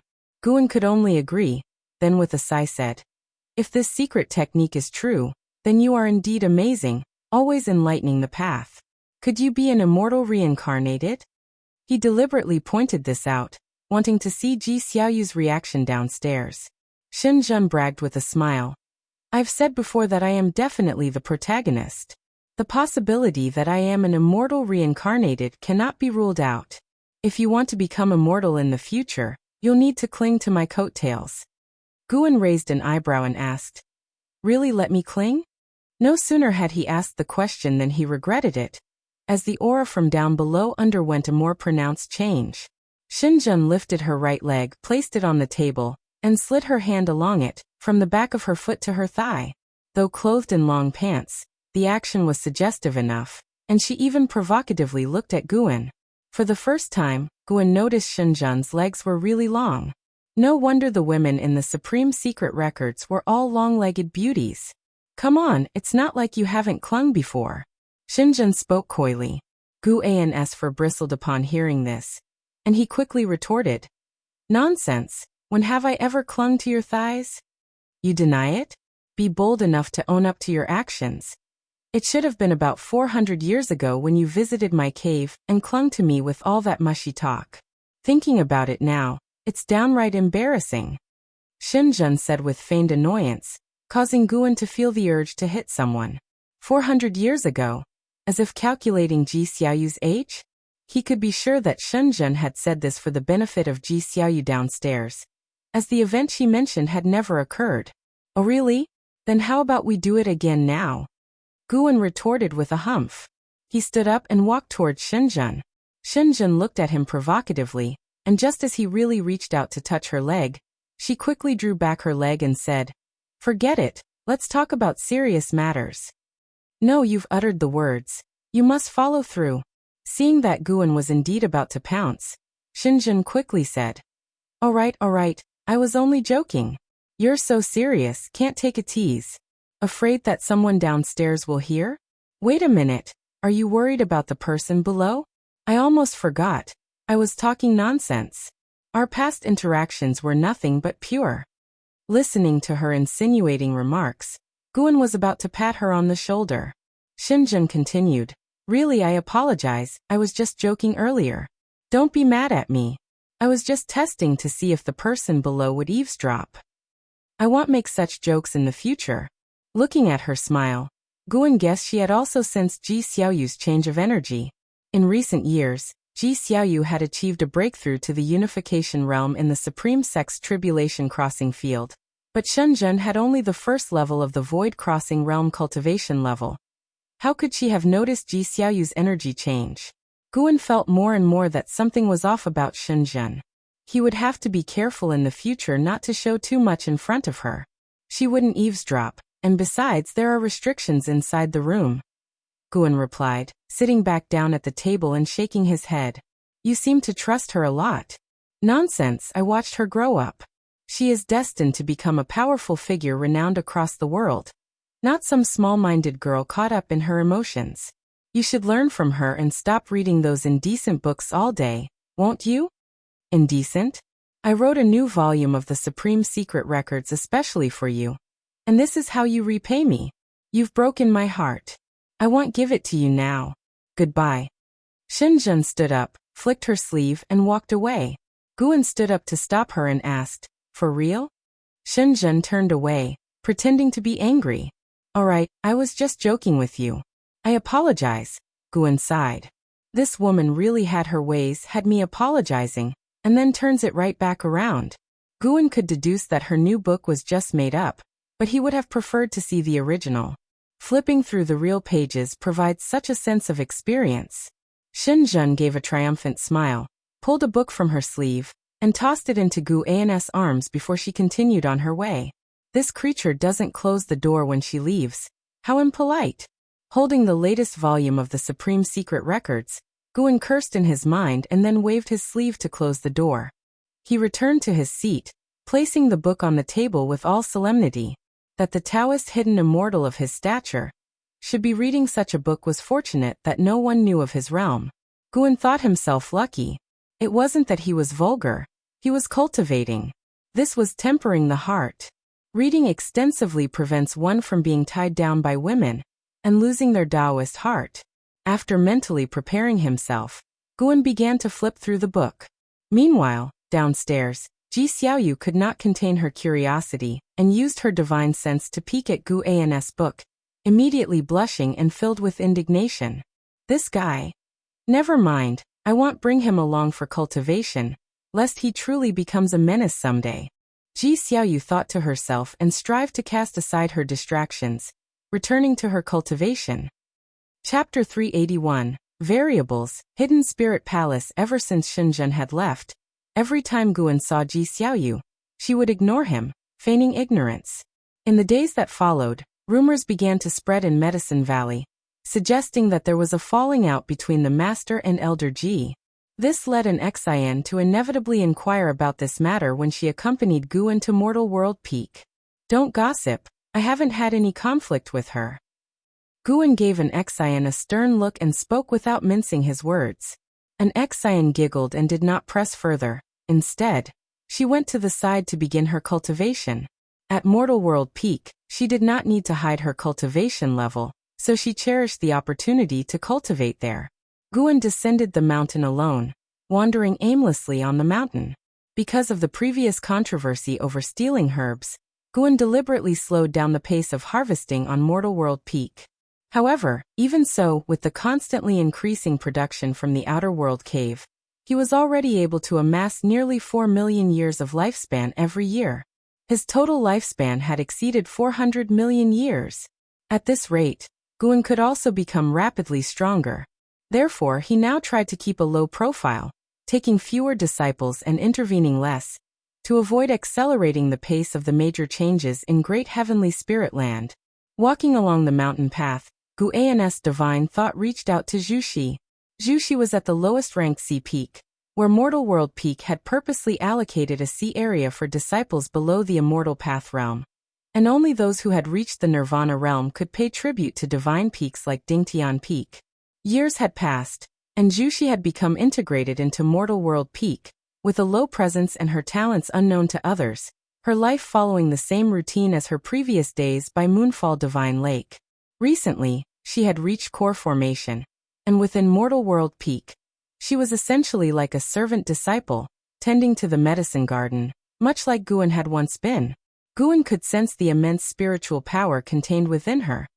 The Tai Chu swallowing Yuan body was like a black hole, quite challenging for even a free immortal to discern her physique. Once she fully released it, her cultivation level would skyrocket. In terms of physique, she was definitely the strongest Guan had ever seen in his time, with the ancient treasure body paling in comparison by several levels. At this moment, Zhuxi was planting medicinal herbs.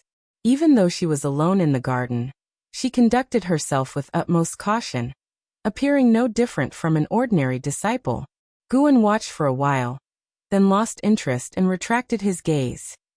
He made some calculations. It was inevitable that Zhuxi would eventually have a falling out with Mortal World Peak. Once her theft of the medicinal herbs came to light, and led to a conflict with the disciples of Mortal World Peak, she would be expelled from the peak, and might even be pursued and hunted. But that node was still very far away. Guan had no intention of stopping it. Along the way, he foresaw that many disciples' fates would turn against Mortal World Peak. The reason for this was that there were simply too many disciples in Mortal World Peak, and it was implausible that all of them would remain from beginning to end. Even if he intervened early, as long as Mortal World Peak continued to take on disciples, such troubles would still arise. The deeper Guan delved into the research of cause and effect, fate, and destiny, the more he could feel how terrifying destiny could be. Knowing and possessing the ability to change one's destiny is not necessarily a good thing. Because once changed, destiny introduces unpredictable variables, and those variables were beyond the control of the one who initiated the change. Only when a cause is present can one speculate the outcome. Without a beginning, it is impossible to calculate the result. Throughout the herb-gathering process that followed, Guan kept observing the cause and effect of Dingtian Peak disciples, enhancing his understanding of the way of cause and effect. Night fell. Guan did not return to the Supreme Sect, choosing instead to stay on Dingtian Peak. He lay on a chair, with the bright moon above and a book in his hands, thoroughly enjoying himself. An Xian was still cultivating nearby, her body emanating specks of light star, ethereal and otherworldly, as if she could ascend to immortality at any moment. The courtyard resounded with the chirping of insects, adding a touch of vitality to the garden. Suddenly, Guan looked up, only to see a shooting star streak across the night sky at an incredible speed. Usually, such a shooting star signifies the arrival of a heaven and earth flying immortal. However, this time was different. Guan could feel that the other party's cultivation was far above that of heaven and earth flying immortal, likely a divine thought true immortal. Could it be that the immortal dynasty and the holy court are about to go to war again? Guan thought this to himself. The chief fortune of these two powers was too grand, capable of blocking cause and effect deductions. At least he was not yet able to comprehend it completely. He hoped for peace in the great heaven and earth, hoping the battle would wait 1,000 years or 10,000 years. By then, he would be more confident in handling any catastrophe. It's time to establish a new medicine valley. Guan quietly contemplated, as he had entertained such a thought for a while. He chose an underwater location for the next medicine valley. Eggs must not all be put in one basket. As the moon set and the sun rose, the next morning Guan sent an Xian back, then went alone to a mortal-seeking island to exchange his own share of the island master's profits for a large quantity of medicinal herb seeds. He left this task to island master Sun Hanfeng. Sun Hanfeng did not question why Guan needed so many medicinal herbs. In the immortal cultivation world, the demand for medicinal herbs was no less than that for spirit stones. No one would complain about having too few herbs. The higher the realm, the greater the need for herbs. He only envied Guan's capability. It was not until the evening that Sun Hanfeng handed over a high-level storage bag to Guan, filled with medicinal herbs. Night descended once again, and Guan arrived at the largest sea area in Great Heavenly Spirit Land. Under the night sky, the waves rolled furiously, creating an oppressive atmosphere. The demon energy here was extremely dense, with only rare traces of the breath of cultivators of the human race. Guan flew into the sea, which was extremely deep. The deepest point lay more than 100,000 miles from the surface, and it concealed numerous demon creatures as terrifying as heaven and earth flying immortals, and there were even traces of the aura of the carefree primordial immortal. Since the great heavenly spirit land was controlled by the human race, the powerful demon creatures had no choice but to band together. They formed their own world within this sea, isolated from the rest of the world. As Guan descended some distance, the surroundings became pitch black and oppressive. Upon reaching 10,000 miles beneath the surface, a green light appeared below, resembling a boundless green ocean. He saw numerous tiny sea creatures that, although not yet possessing spiritual wisdom, were incredibly fast, comparable to cultivators in the core formation realm. After passing through this green sea, darkness returned. Continuing downward, from time to time he saw various lights, all emitted by demon creatures. Guan even saw several cave abodes situated on the mountainous bodies of the ocean. Further down, he even saw a demon city, radiating dazzling light, with countless demon creatures coming and going. In this way, Guan arrived at the depths of the sea floor without any demons noticing. He found a region with no demon activity, and used his mana to demarcate a 100-mile radius on the sandy bottom. Then he created a clone. With the clone's great mana, he formed a barrier so that beings outside could not see inside it. His original self then began casting spells to create an environment suitable for the growth of medicinal herbs. The spiritual energy at the bottom of the sea was immense, enough for the herbs to thrive. After altering the environment, he began to construct an array. An ancient hour later, this undersea medicine valley had been sown with medicinal herb seeds. He didn't intend to keep demon creatures to guard this medicine valley. His clone would suffice in the future. Although the clone did not have independent thought, if there were any movement, it could still alert Guan in a timely manner. When the time came, Guan would project his consciousness onto the clone, which could use the clone's power to resolve any trouble. Even a free immortal would be no match for his clone. After making all preparations, Guan went to the edge of the medicine valley, took out a steel, and planted it in the sand. Then, using the fate-determining pen, he wrote on the steel, "Hidden Spirit Palace." He called it a palace because he planned to build one there later, which could even serve as a dojo. Guan admired his own handwriting. It was truly becoming more elegant. He then vanished from the spot, returning to the Supreme Sect. The sea floor was silent. Outside the Hidden Spirit Palace was darkness, like an abyss. Occasionally, enormous figures like mountain ranges swam above the Hidden Spirit Palace, while Guan's clone meditated without opening its eyes. 15 years later, in early summer, Guan sat in the pavilion of Mystic Valley, admiring his attribute panel. He was very close to his 500 million year lifespan mark. The high-rank medical herbs of Outer World Cave would bring him a substantial increase in lifespan in the coming years, delighting his mood.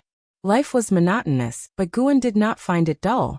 Watching his lifespan grow, he felt like he was leveling up in a game, a very fulfilling feeling. A knock came at the door, and Guan said casually, "Come in."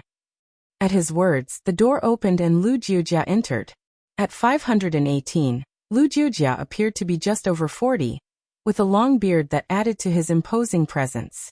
He approached and gave a formal bow to Guan, saying, "Brother Gu, the Chun family's Medicine Valley has refused my terms. They continue to encroach on Mystic Valley's territory. What should be done?" Years had passed, and as the supreme sect grew stronger and remained uninvaded, more and more medicine valleys appeared outside the outer sect. Some were medicine valleys managed by the supreme sect, while others were cultivated by families to accumulate resources for their descendants. A medicine valley had sprung up around Mystic Valley, even larger in territory than Mystic Valley itself. The Chun family, a family that had risen to prominence in the last millennium, had elders in the Supreme Sect's inner sect city who held high status and great power. Having heard this, Guan responded, "No worries, I'll have an Xian go there tomorrow. In no more than 3 days, their medicine valley will vanish." Upon hearing this, Lu Jujia's face broke into a smile. He had no doubts about his brother's words. Brother Gus' influence was not small, after all, and the Chun family was merely testing his bottom line. Otherwise, they would have already tried to seize Mystic Valley. Guan looked up at Lu Jiujia and asked, "How goes your cultivation lately?" Decades ago, Lu Jiujia had broken the cultivation level restrictions of the innate reincarnation skill. With Gu An's secret guidance in the path enlightenment, his maximum lifespan had reached 700 years. But 700 years was not long. Lu Jiujia's cultivation level had grown too slowly, currently only at the 9th layer of the core formation realm. Even if he released his cultivation again, it seemed unlikely he had reached the divinity transformation realm. By all appearances, Lu Jiujia had no hope of achieving nirvana in this life. Hearing the question, Lu Jiujia scratched his head and said, "Honestly, brother, I feel increasingly powerless. When cultivating, I find my heart weary and my thoughts wandering." Guan replied, "There's nothing to be done then. You must find a way to overcome it." Lu Jiujia could only nod. He felt helpless and ashamed. His brother had looked after him so much over the years, and he felt he had let his brother down. Changing the subject, he said, "Speaking of which, brother, a prodigy has appeared in the Medicine Valley recently. Would you like to meet him?" As he brought up the prodigy, his excitement surged. After managing the affairs of Mystic Valley for hundreds of years, this was the first time he had encountered such a genius. It made him proud to be associated. Chapter 382. Jiang Shi's Past. Do you want me to meet him? Guan picked up a book from the table and smiled warmly at Lu Jiujia. He no longer cared about mere talent. But humans are not emotionless plants. Lu Jiujia and that disciple shared a deep bond, almost like father and son, and he wished to secure a better future for the disciple, which prompted him to speak to Guan. Seeing his fellow disciples smile, Lu Jiujia gave an awkward smile and a false cough, saying, "I do hope you can meet him. Not only is his talent outstanding, but he is also very diligent. If that's the case, bring him up." Guan shook his head with a chuckle, dismissing the brotherly relationship. Lu Jiujia had been so dedicated for many years without complaint. Who was he to refuse him this small favor? Even without revealing his true cultivation level, Guan could change someone's life with just a word, thanks to his 500 years of networking in the Supreme Sect. Upon hearing this, Lu Jiujia's eyebrows shot up in joy, and he quickly thanked Guan before hurrying off. Guan began to read.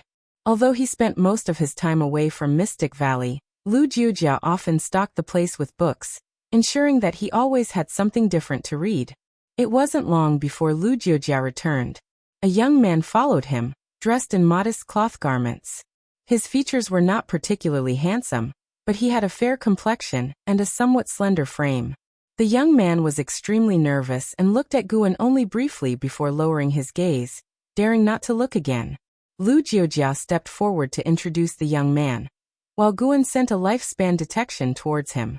Jiang Shi Foundation Establishment Realm 2nd Layer 23/350/4800, a lifespan of 4,800 years. Truly, a rarely seen talent. Disciple Jiang Shi pays respects to master. Jiang Shi knelt down, bowing reverently. Guan habitually peered into Jiang Shi's karma, deducing his past and future before showing a gentle smile and saying, "Rise. There's no need for such formalities here in Mystic Valley." Jiang Shi looked up, saw his smile, and relaxed significantly before standing up to speak. Guan kept deducing while casually talking with Jiang Shi, taking interest in his cultivation practice. This was Jiang Shi's first encounter with a nascent soul realm cultivator. Although nervous inside, He spoke naturally, neither servile nor overbearing. Seeing Jiang Shi's demeanor, Lu Jiujia smiled in satisfaction, feeling that Jiang Shi was not embarrassing him. In his view, his brother had met countless talents. If Jiang Shi had been daunted, he would surely be looked down upon by Guan. Not to mention Li Ye or An Hao, let alone someone like Wu Ju in their sect, who was so spirited he had to address Guan as Brother Gu. Suddenly Guan deduced something, his expression turned unnatural, but his tone did not change. After a while, Guan said, I am aware of your situation. You may go down and continue your cultivation. Jiang Shi paused momentarily, then bowed and left. When he was downstairs, Lu Jiujia finally asked Guan, Brother, what do you think? Can this boy meet your standards? Guan pondered, his talent is indeed good. I can introduce him to a master. Lu Jiujia pressed. Can't he follow you for cultivation? With Jiang Shi's aptitude, finding a master should be easy, but in Lu Jiujia's eyes, having Guan as his master would be the greatest path for Jiang Shi. For several hundred years, though he never asked, he felt that his brother shared an inseparable bond with Sword Venerable Fu Dao. The precursor, Flying Leaf Sword Immortal, always made moves around Mystic Valley, and Sword Venerable Fu Dao's renowned battle had coincidentally saved him in Yilan, Zhenqin. A multitude of factors were too coincidental to ignore. And the innate reincarnation skill, such a miraculous skill, is unmatched in the Supreme Sect. He was wise enough not to question Guan, nor dare to discuss this matter with anyone else. If Jiang Shi could follow Guan for cultivation, he might later gain the favor of Sword Venerable Fu Dao. Jiujia, you like him that much? Guan stared at Lu Jiujia and asked. Lu Jiujia replied, When he was 7, I brought him to Mystic Valley and watched him grow up, just like a son to me. Guan sighed. If I personally take him in, he would be bound to Mystic Valley, and you might die because of him, and he will also cause great trouble. According to his calculations, Jiang Shi appeared to have a good character, but was unscrupulous in his pursuit of immortal cultivation. After hundreds of years, gaining a position even as a servant disciple in Mystic Valley was challenging. The Chores Hall would select suitable disciples for Mystic Valley for profit, leading to current disciples being either rich or noble. At the age of 7, in order to enter Mystic Valley, he had found out in advance the list arranged by Chores Hall for Mystic Valley, and drugged those he viewed as threats to miss their chance. No one suspected a 7-year-old child, so he succeeded. After entering Mystic Valley, even if some doubted him, no one dared to trouble him. After that, Jiang Shi behaved very cautiously, concealing his true nature well. Guan predicted that in the future, he would steal the ultimate skill from the Supreme Sect, causing their cultivators to hunt him down, and Lu Jiujia, in an attempt to protect him, would mistakenly be killed by a cultivator from the Supreme Sect. Even though this was a future without Guan's intervention, it at least showed that Jiang Shi was not simple. As long as he maintained his current relationship with Lu Jiujia, trouble would inevitably come. Guan had calculated thousands of possible deaths for Lu Jiujia, most of them related to Jiang Shi. Hearing Guan's words, Lu Jiujia's expression changed drastically. He didn't reflexively rebut, but carefully reminisced. Had it been someone else who said this, he would certainly have been annoyed, but coming from his senior brother, he couldn't help but seriously ponder. Although he valued Jiang Shi, how could Jiang Shi compare to his senior brother in his heart? Even as he held Jiang Shi in high esteem, he did not take it upon himself to teach the innate reincarnation skill to Jiang Shi. I understand. Lu Jiujia took a deep breath, dropped these words, raised his hand in salute, and turned to leave. Guan didn't say more and continued reading. Jiang Shi still didn't pose a threat to him. By evening, Guan left Mystic Valley and reached the Third Medicine Valley. He first found an Xian, revealed everything about the Chen family, and arranged for an Xian to visit the Inner Sect City tomorrow. The great elder of the Inner Sect City was from the LV family, and which the relationship between Guan and LV Baitian, the LV family would definitely take action. Summer passed and autumn arrived, and in the blink of an eye, half a year had passed. That night, Lu Jiujia was cultivating in his house when he heard a knock on the door and, without opening his eyes, said, "Come in." The door was pushed open, and Jiang Shi walked in, approaching Lu Jiujia to salute. "What is it?" Lu Jujia asked, his tone indifferent. Jiang Shi could sense the distance in his tone. Eldest senior brother, I was wrong. Jiang Shi suddenly knelt down, his tone somber. In Mystic Valley, there was only one master, which was Guan. Even though they were like father and son, Jiang Shi could only call Lu Jujia eldest senior brother. Lu Jujia opened his eyes and furrowed his brows. Jiang Shi pressed his forehead to the ground and, gritting his teeth, said, Although I'm not clear what exactly Master told you that day, I can feel your attitude. I admit that as a child I did wrong, but I had no choice. Before my family was annihilated by the Emperor, they secretly sent me to Supreme Sect, and I had to find a way to preserve my life. At the age of 7, Mystic Valley was the most formidable place I had heard of, so He confessed all his childhood actions. Lu Jujia was quite shocked after hearing this. He hadn't expected him to have done such things. No wonder senior brother had an issue with him. But as he listened, Lu Jujia's feelings became complex. He saw his own reflection in Jiang Shi. He too had made mistakes, and if not for his senior brother's care, he would have died long ago. Although Jiang Shi's mistakes weren't as severe as his, he couldn't let Jiang Shi cling to his senior brother. After Jiang Shi finished speaking, Lu Jujia sighed. Jiang Shi looked at Lu Jujia, his eyes red, and did not stand up for a long time. Lu Jujia, with a complex expression, said, Don't blame your master. It's me not wanting you to cause trouble in Mystic Valley. Jiang Shi hurriedly replied, How could I possibly blame him? Over the years, I've received so many elixirs in Mystic Valley. Without Master's protection, how could I possibly have reached Foundation establishment so quickly? It was my fault after all. If I were Master, I would have expelled a disciple like me from Medicine Valley long ago. Thinking of Guan, Jiang Shi truly had no complaints, only more awe. He had thought that no one knew of his childhood actions, but it turned out his master knew. Knowing this, yet still not abandoning him, how could he repay kindness with resentment? In previous years he had also seen his master. Each time his master would nod at him with a smile. Before, he merely thought his master was kind and didn't remember him. But now, knowing that his master had long understood his past, he felt his master was truly magnanimous, with the bearing of a sage. In fact, he was disgusted with his own past actions, but he had been driven to a dead end.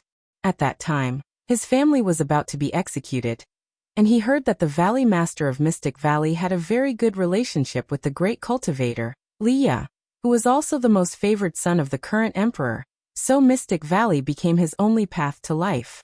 Lu Jujia looked at him with many things he wanted to say, but when the words came to his lips, he couldn't utter them. There are two paths for you. Either go to a subsect, where Master will arrange a way out for you, and he will certainly not mistreat you, or stay in Mystic Valley and cultivate earnestly and temper your nature. Lu Jujia said softly.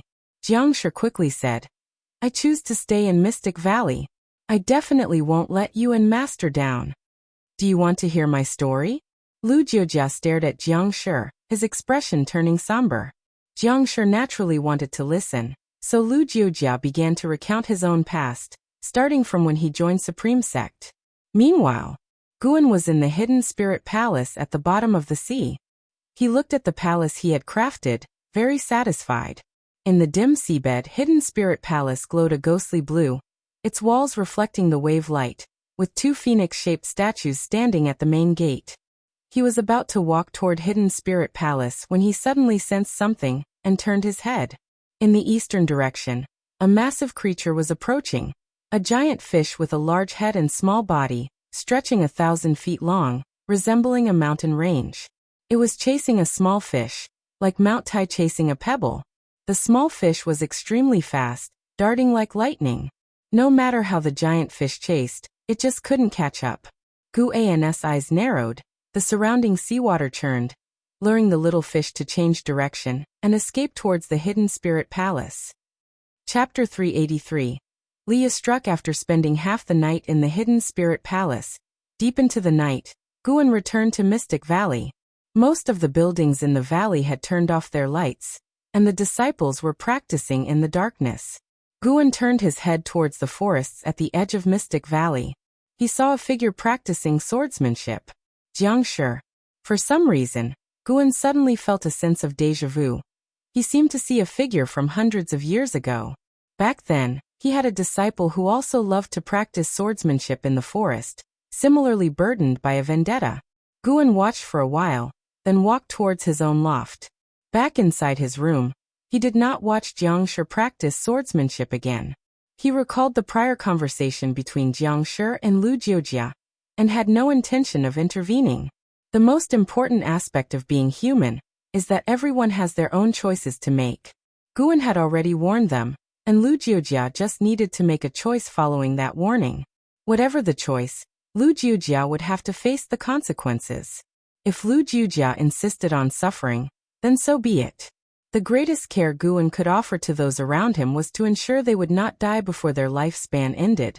Of course, nothing was absolute. Perhaps Jiangshi could change for the better.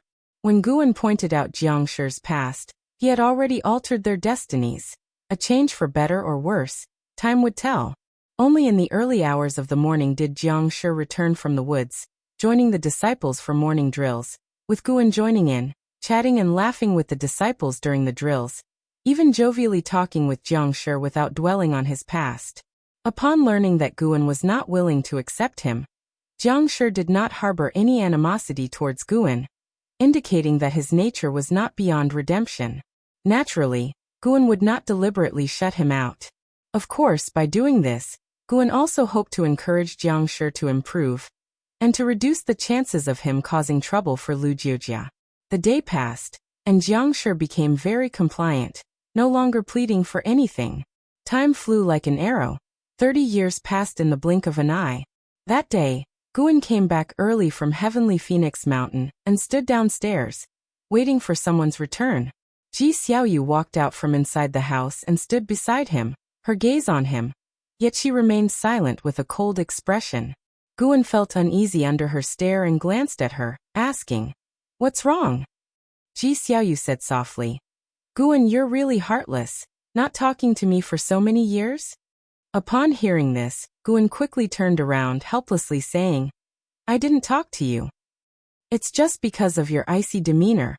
I didn't dare to disturb you. And how often do you even leave the house in a year?" Ji Xiaoyu huffed, "Don't give me that. If it were your junior sister ignoring you, you'd definitely rush to appease her." "Impossible." "Oh really?" Ji Xiaoyu wore an incredulous look. Guan earnestly said, "My junior sister couldn't possibly ignore me." Ji Xiaoyu's pupils dilated slightly, and she was tempted to leave but restrained herself. Guan asked, "How has your cultivation been these years?" "I've already reached the 6th floor of the nascent soul realm." "Impressive, right?" Ji Xiaoyu, initially annoyed, couldn't help but chuckle upon hearing this. "Indeed impressive, almost catching up to me," Ji Xiaoyu said crisply as she contained her smile and responded coldly. Guan followed up, "What realm are you at now?" 8th floor of the unification realm." "What?"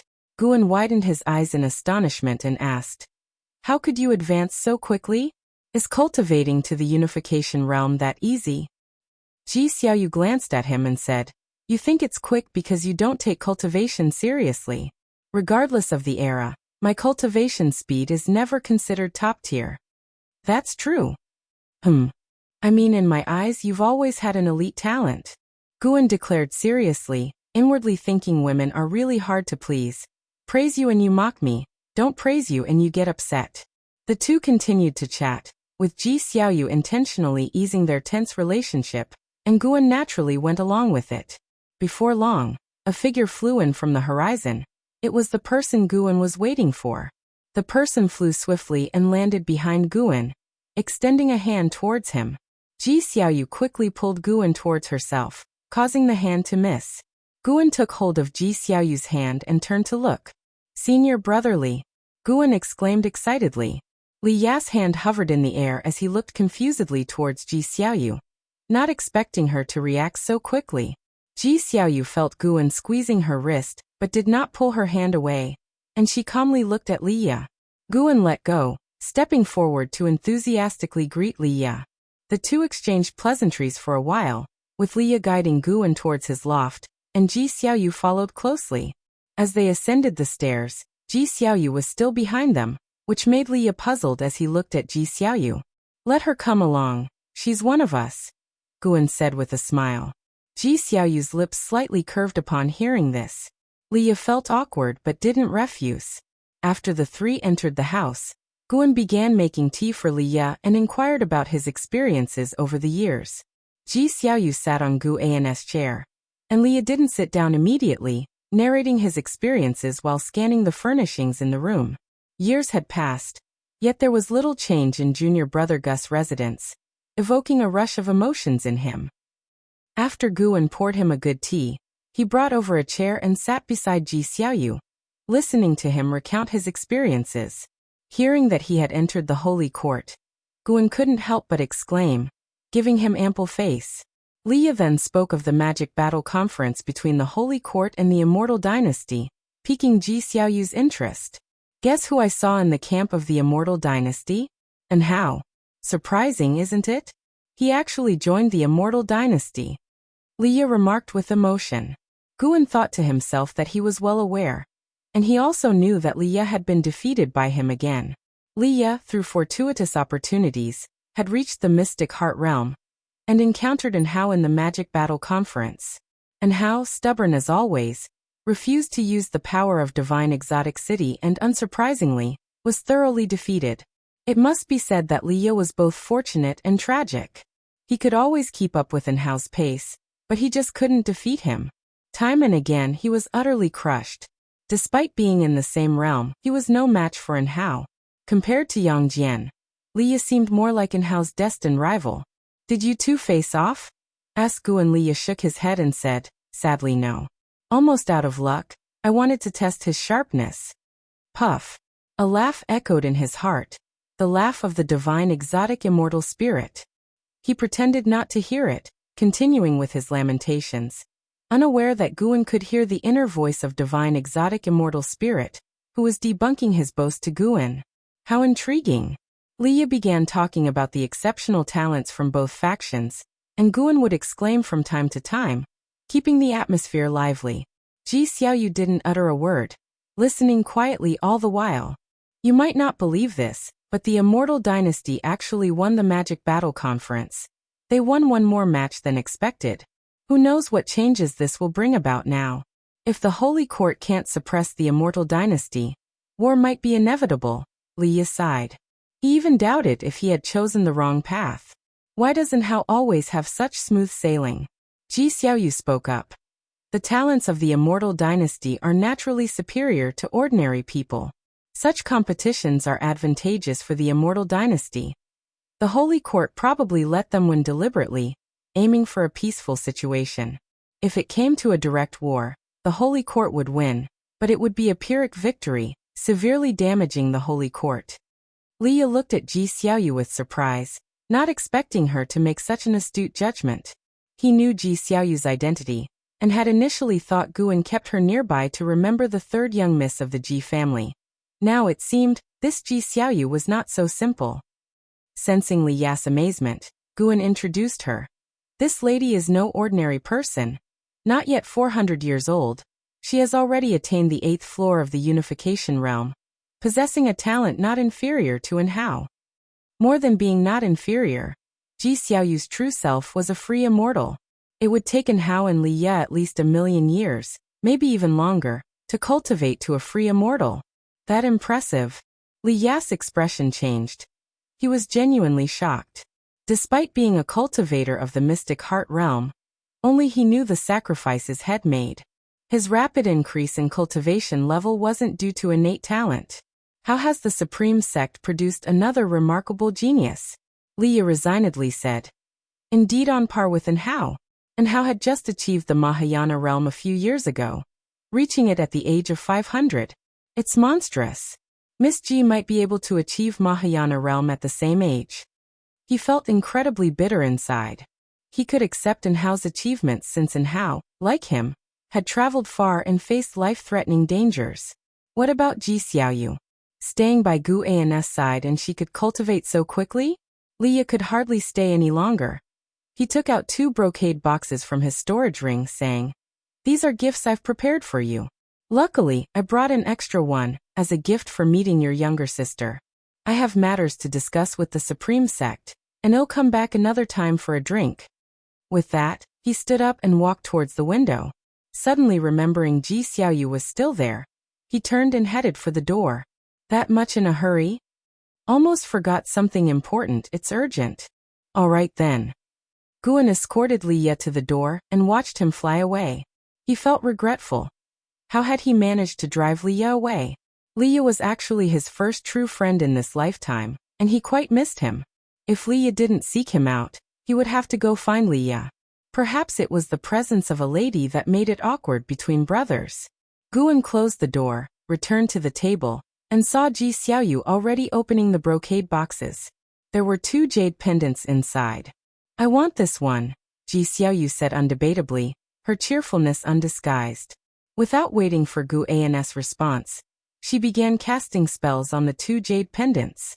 Guan sat down on the chair Li Ye had just vacated, feeling a bit helpless. Li Ye really was speaking recklessly. He, Guan, was meant to be an ascetic cultivator who walked unscathed through a myriad of flowers. How could he possibly tie the knot with a lady? Thinking of Enhao, Guan immediately extended his divine thought towards him.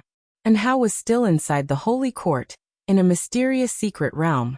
With Guan's current Dao level, no formation or restriction within the holy court could obstruct him. He could even stealthily probe inside without a sound. Soon he located Enhao. What's going on? Guan was surprised. What great opportunity had Enhao encountered inside the holy court? Chapter 384. Great Fortune of Energy Movement. Deep-sea dragon carp Guan saw Enhao receiving guidance from a free immortal, who was none other than the saint ancestor of the holy court. He explored Enhao's karma and understood the interactions between the two. To Guan's amazement, the saint ancestor wished to groom Enhao into the next Xingtian. Enhao had refused, but the saint ancestor insisted on imparting his teachings, even if Enhao would not become the Xingtian.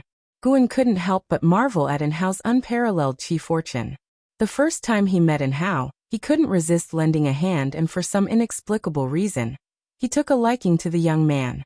Since embarking on the path of immortality, Enhao had made more friends than enemies, which was key to his smooth progression. After joining the immortal dynasty, to receive the highest inheritance from the archenemy of the dynasty, the holy court, if that's not being a favored child of heaven, Guan didn't believe it. While he was reflective, this was Guan's prized disciple, and he could not let Enhao come to harm. He carefully predicted and made sure the saint ancestor wouldn't harm Enhao before he could be at peace. He withdrew his divine thought and continued chatting with Ji Xiaoyu. After decades of a cold war, Ji Xiaoyu had a lot to say, as if she wanted to express all her accumulated words, and Guan, being a great conversationalist, kept her spirits high, quickly drawing out her continuous laughter. Meanwhile, in the holy court, within the Tao realm, beside a misty lake, the saint ancestor sat on a round rock, eyes opening to glimpse the occasionally visible Enhao on the lake's surface, his brow furrowing. Strange, why am I suddenly feeling uneasy? The saint ancestor thought in surprise. Since becoming a free immortal, he hadn't had such a feeling. He could see the past and future of all things, and even if he faced an unbeatable opponent, he was confident in his escape. To say bluntly, unless his time was near, it was impossible for him to die. With such power, how could he feel such inexplicable unease? While pondering, the saint ancestor kept his eyes on Enhao, his gaze filled with expectation. This world is becoming more dangerous, with more and more unpredictable people and events emerging between heaven and earth, with heavenly demons lurking from the outer heaven. How long can a free immortal maintain peace? This young man's talent is rarely seen, comparable to a Xingtian. Looking at his past, he always encounters mentors, even has the mysterious holy sword as a master. Only he could resolve the ancient irreconcilable grievances of the great heavenly spirit land. The saint ancestor's eyes gleamed brighter. From the first glance at Enhao, he was attracted. This attraction was inherent, and even as a free immortal, he felt drawn to it. Of course, this attraction was just a favorable impression and would not influence his major decisions. If Enhao offended him, he would not be lenient. He valued Enhao because he saw him as a bearer of a great fortune of energy movement. He had encountered such a great fortune holder 2 million years ago. Someone he revered and aspired to emulate. Sadly, he didn't know whether they were dead or alive now. The saint ancestor's thoughts gradually drifted to the distant past, and a blurry figure appeared in his eyes. Days later, Guan went to the main city of the sect to find Li Ye, and the two drank heartily for a day and a night. Indeed, with Ji Xiaoyu around, Li Ye found it hard to speak his mind. Only when he was alone with Guan could he let his guard down and talk about the hardships of these years. Something recently troubled him. It was his relationship with Li Xiandao. From childhood, he felt that his father, the emperor, did not like him, with this feeling intensifying after his mother's death. Now over 500 years old, he suddenly discovered Li Xiandao actually loved him deeply, even sending someone to invite him back to the imperial city. How could his feelings not be complex? Now that he knows I'm successful, he wants to win me over. Not a chance. He has a genius child. Let that genius inherit his throne. What's he want with me? Li Ye spoke dejectedly. Guan didn't know what comfort to offer. In fact, Li Zuando's cultivation level was stronger than Li Ye's, and Li Xiandao had no intention of passing the throne to his descendants. He wanted to remain emperor forever. For this reason, Guan thought that Li Zuando's invitation for Li Ye to return might be genuine. However, he couldn't intervene in other people's father-son relationships. LV Baitian's relationship with his son, LV Xian, was even worse. Over the years, LV Baitian would often tell Guan about his helplessness and regret when dealing with LV Xian. Looking at Li Ye, Guan thought he definitely should not have children. It would be too troublesome. Just thinking about the break between Long Zhan and Long Xian in the lifespan samsara gave him a headache. Even with a high cultivation level, one couldn't please everyone, especially when conflicts arose among close relatives. It only added to the emotional burden. At least Guan felt his current life was quite good, treating his disciple like a child. If the disciple courted death, he would help if possible. And if not, then so be it, with no pressure and at most heartache. Senior brother, do you know how Xiaochuan spent his last 100 years?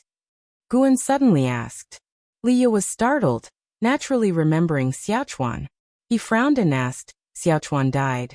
Guan nodded and said, yes, it happened many years ago.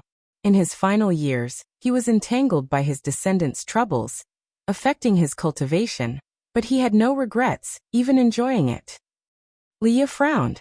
Guan reflected. Blood is thicker than water. It's not just a saying. Think about it. Did your father ever mistreat you? Suppressed you? At most, he was just not that caring. It's not so atrociously evil requiring a severance of father-son relations, right? You're a well-known cultivator, and each time you leave, many years pass before you return. Sometimes, I'm not even sure when will be the last time I see you. Maybe your father thinks similarly, fearing to leave regrets. Listening to Gu An's words, Li Ye opened his mouth but finally just sighed. He knew Li Xiandao had limited talent, now only at the nascent soul realm, and Gu An's words made sense. When I leave next time, I might not return for hundreds of years. At that moment, Li Ye felt loneliness as well as fear. He feared that many years later, he would be left alone in the world, without family or friends. Li Ye looked at Guan and asked, Junior brother Gu, how about you come with me to the holy court to cultivate? I'll find a way for you to stay there. His tone was resolute since in his life he had made many acquaintances, but most of them had been relationships of convenience. Guan was his first true friend. There had been another person before, Zhang Buku, but his whereabouts were unknown, with his life or death uncertain. Li Ye thought of the scene where Guan would die, and he felt terrible even if it were a peaceful death. I'd rather not. Isn't going to the holy court just asking for trouble? Oh brother, don't overthink it. Maybe I have a natural destiny to live a long life of 10,000 years? Guan shook his head, and his easy smile made Li Ye feel even more distressed. Why should someone as good as junior brother Gu be limited by his talent, while someone as arrogant as in how can always laugh last? Li Ye felt that the heavens were so unfair.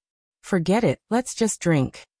Guan urged and started looking forward to the scene thousands of years later, when Li Ye would find that he still wasn't dead. Sorry brother, but your junior is bound to live longer than anyone. Leah only stayed at the Supreme Sect for a month before leaving. Guan, with the spectators' amusement, spied on Li Ya's return to the imperial city. As he expected, the meeting between Li Ya and Li Xiandao was extremely awkward. Even though Li Xiandao tried hard to force a smile, he couldn't dissolve the awkwardness between father and son. However, the fact that the two could sit down and talk was a good start. It's worth mentioning that Li Ya's first encounter with his younger brother Li Lingtian was unpleasant. The brothers fought, and henceforth, Li Lingtian had one more opponent he wanted to defeat. Royal family affairs are really complicated. Guan felt this way at the moment. Until the end of the year, Guan saw another family matter. The Ji family came to find Ji Xiaoyu, wanting her to return to the family, but she refused, causing a stiff conflict. Unlike in her previous life, Ji Xiaoyu had grown up this time, and had become even tougher, beyond the control of the Ji family. Li Yas and Ji Xiaoyu's situations further solidified Gu An's resolve not to start a family. At least not for now. Guan hadn't yet achieved longevity and had many enemies to surpass. How could he be hindered by familial ties? If he already had family, he would naturally take great care of them, but since he didn't, there was no need to deliberately create familial bonds to satisfy emotional needs. Another new year arrived, bidding farewell to the old and welcoming the new. After several days of festivity, Guan visited the hidden spirit palace alone. Over the years, this place continuously produced low-rank medical herbs, allowing Guan to harvest them each time he visited. He had just started collecting when he furrowed his brows. Why has it come again? He talked to himself. Only he and his clone were in the dojo of the hidden spirit palace, and his clone couldn't communicate with him. He was referring to a very fast little fish that approached the dojo every now and then. Even though his clone cast spells to drive it away, it never gave up. It seemed that the more he drove it away, the more it was attracted to this place. Guan decided to teach the little fish a lesson. He stood up and walked to an open area nearby. With a thought, a 1-meter-long fish appeared in front of him, and he stepped on it to pin it down. It was a goldfish resembling a carp, with scales brighter than gold and quite handsome. Its eyes were like gems.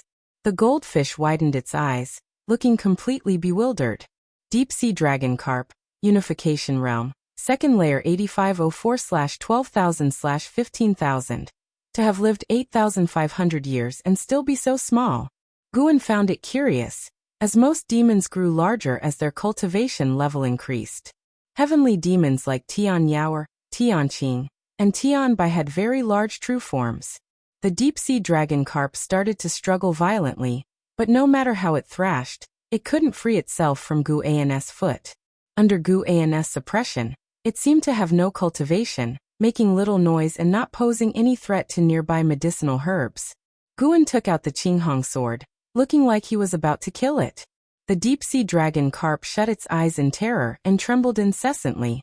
To Gu An's amusement, he saw tears streaming from its eyes, resembling pearls as they squeezed out. Scared now? Will you dare to swim here again? Guan asked. The deep-sea dragon carp opened its eyes and hurriedly shook its head. Guan suddenly frowned, hesitating. But you've already discovered my dojo. Letting you escape might bring me trouble later. Never mind, I'd better eat you. Should I steam you, or should I grill you? The deep-sea dragon carp's eyes widened in extreme fear, and its tears streamed down. Chapter 385. Fated Destiny. The deep-sea dragon carp did not understand what steaming meant, nor did it grasp the concept of char grilling, but its cultivation level was not low, and it could sense the hostility in Gu An's voice, which filled it with extreme panic. Guan watched it cry incessantly, and he felt amused. Such a coward, and yet it deliberately sought out danger. How peculiar. Wait a minute. Could this fellow be like Zhu Shi, who also loved to act? Guan decided to teach it a harsh lesson, so he cast an illusion on it. Immediately afterward, the deep-sea dragon carp saw a fish that looked exactly like itself being steamed, then char-grilled. When it saw the char-grilling, its fish skin was scorched black, crisped up and oozed oil. It could not take it anymore. Accompanied by a spasm, the deep-sea dragon carp at Gu An's feet fainted dead away. It's this week. Guan used his foot to flip the deep-sea dragon carp's body, and seeing that it remained motionless, he felt even more exasperated. After hesitating for a moment, Guan moved the deep-sea dragon carp to a distant part of the sea. If you come back, you're certainly dead. If you dare to reveal my location, your end will be even more miserable than what you've seen. Guan transmitted his words into the deep-sea dragon carp's mind. Given the realm of the deep-sea dragon carp, when it awoke, even if it did not understand the language of the human race, it would still understand what Guan meant to express. As the clouds dispersed beside the great lake, Anhao stood with his back to the saint ancestor, gazing up at the sky. The saint ancestor looked at Anhao with increasing satisfaction in his eyes, as if viewing a rare treasure. I never thought you could master the heavenly Tao divine record so quickly. Given time, there will be no one in this world who can rival you, the saint ancestor praised. Anhao turned his head and glanced at the saint ancestor from the corner of his eye, asking, "Has Shengtian managed to master this skill?" The saint ancestor replied, "Of course, but you will surpass him sooner or later." Upon hearing this, Anhao fell into contemplation. Having mastered the heavenly Tao divine record, he deeply understood the strength of this skill, which gave him a greater appreciation for Shengxian's might.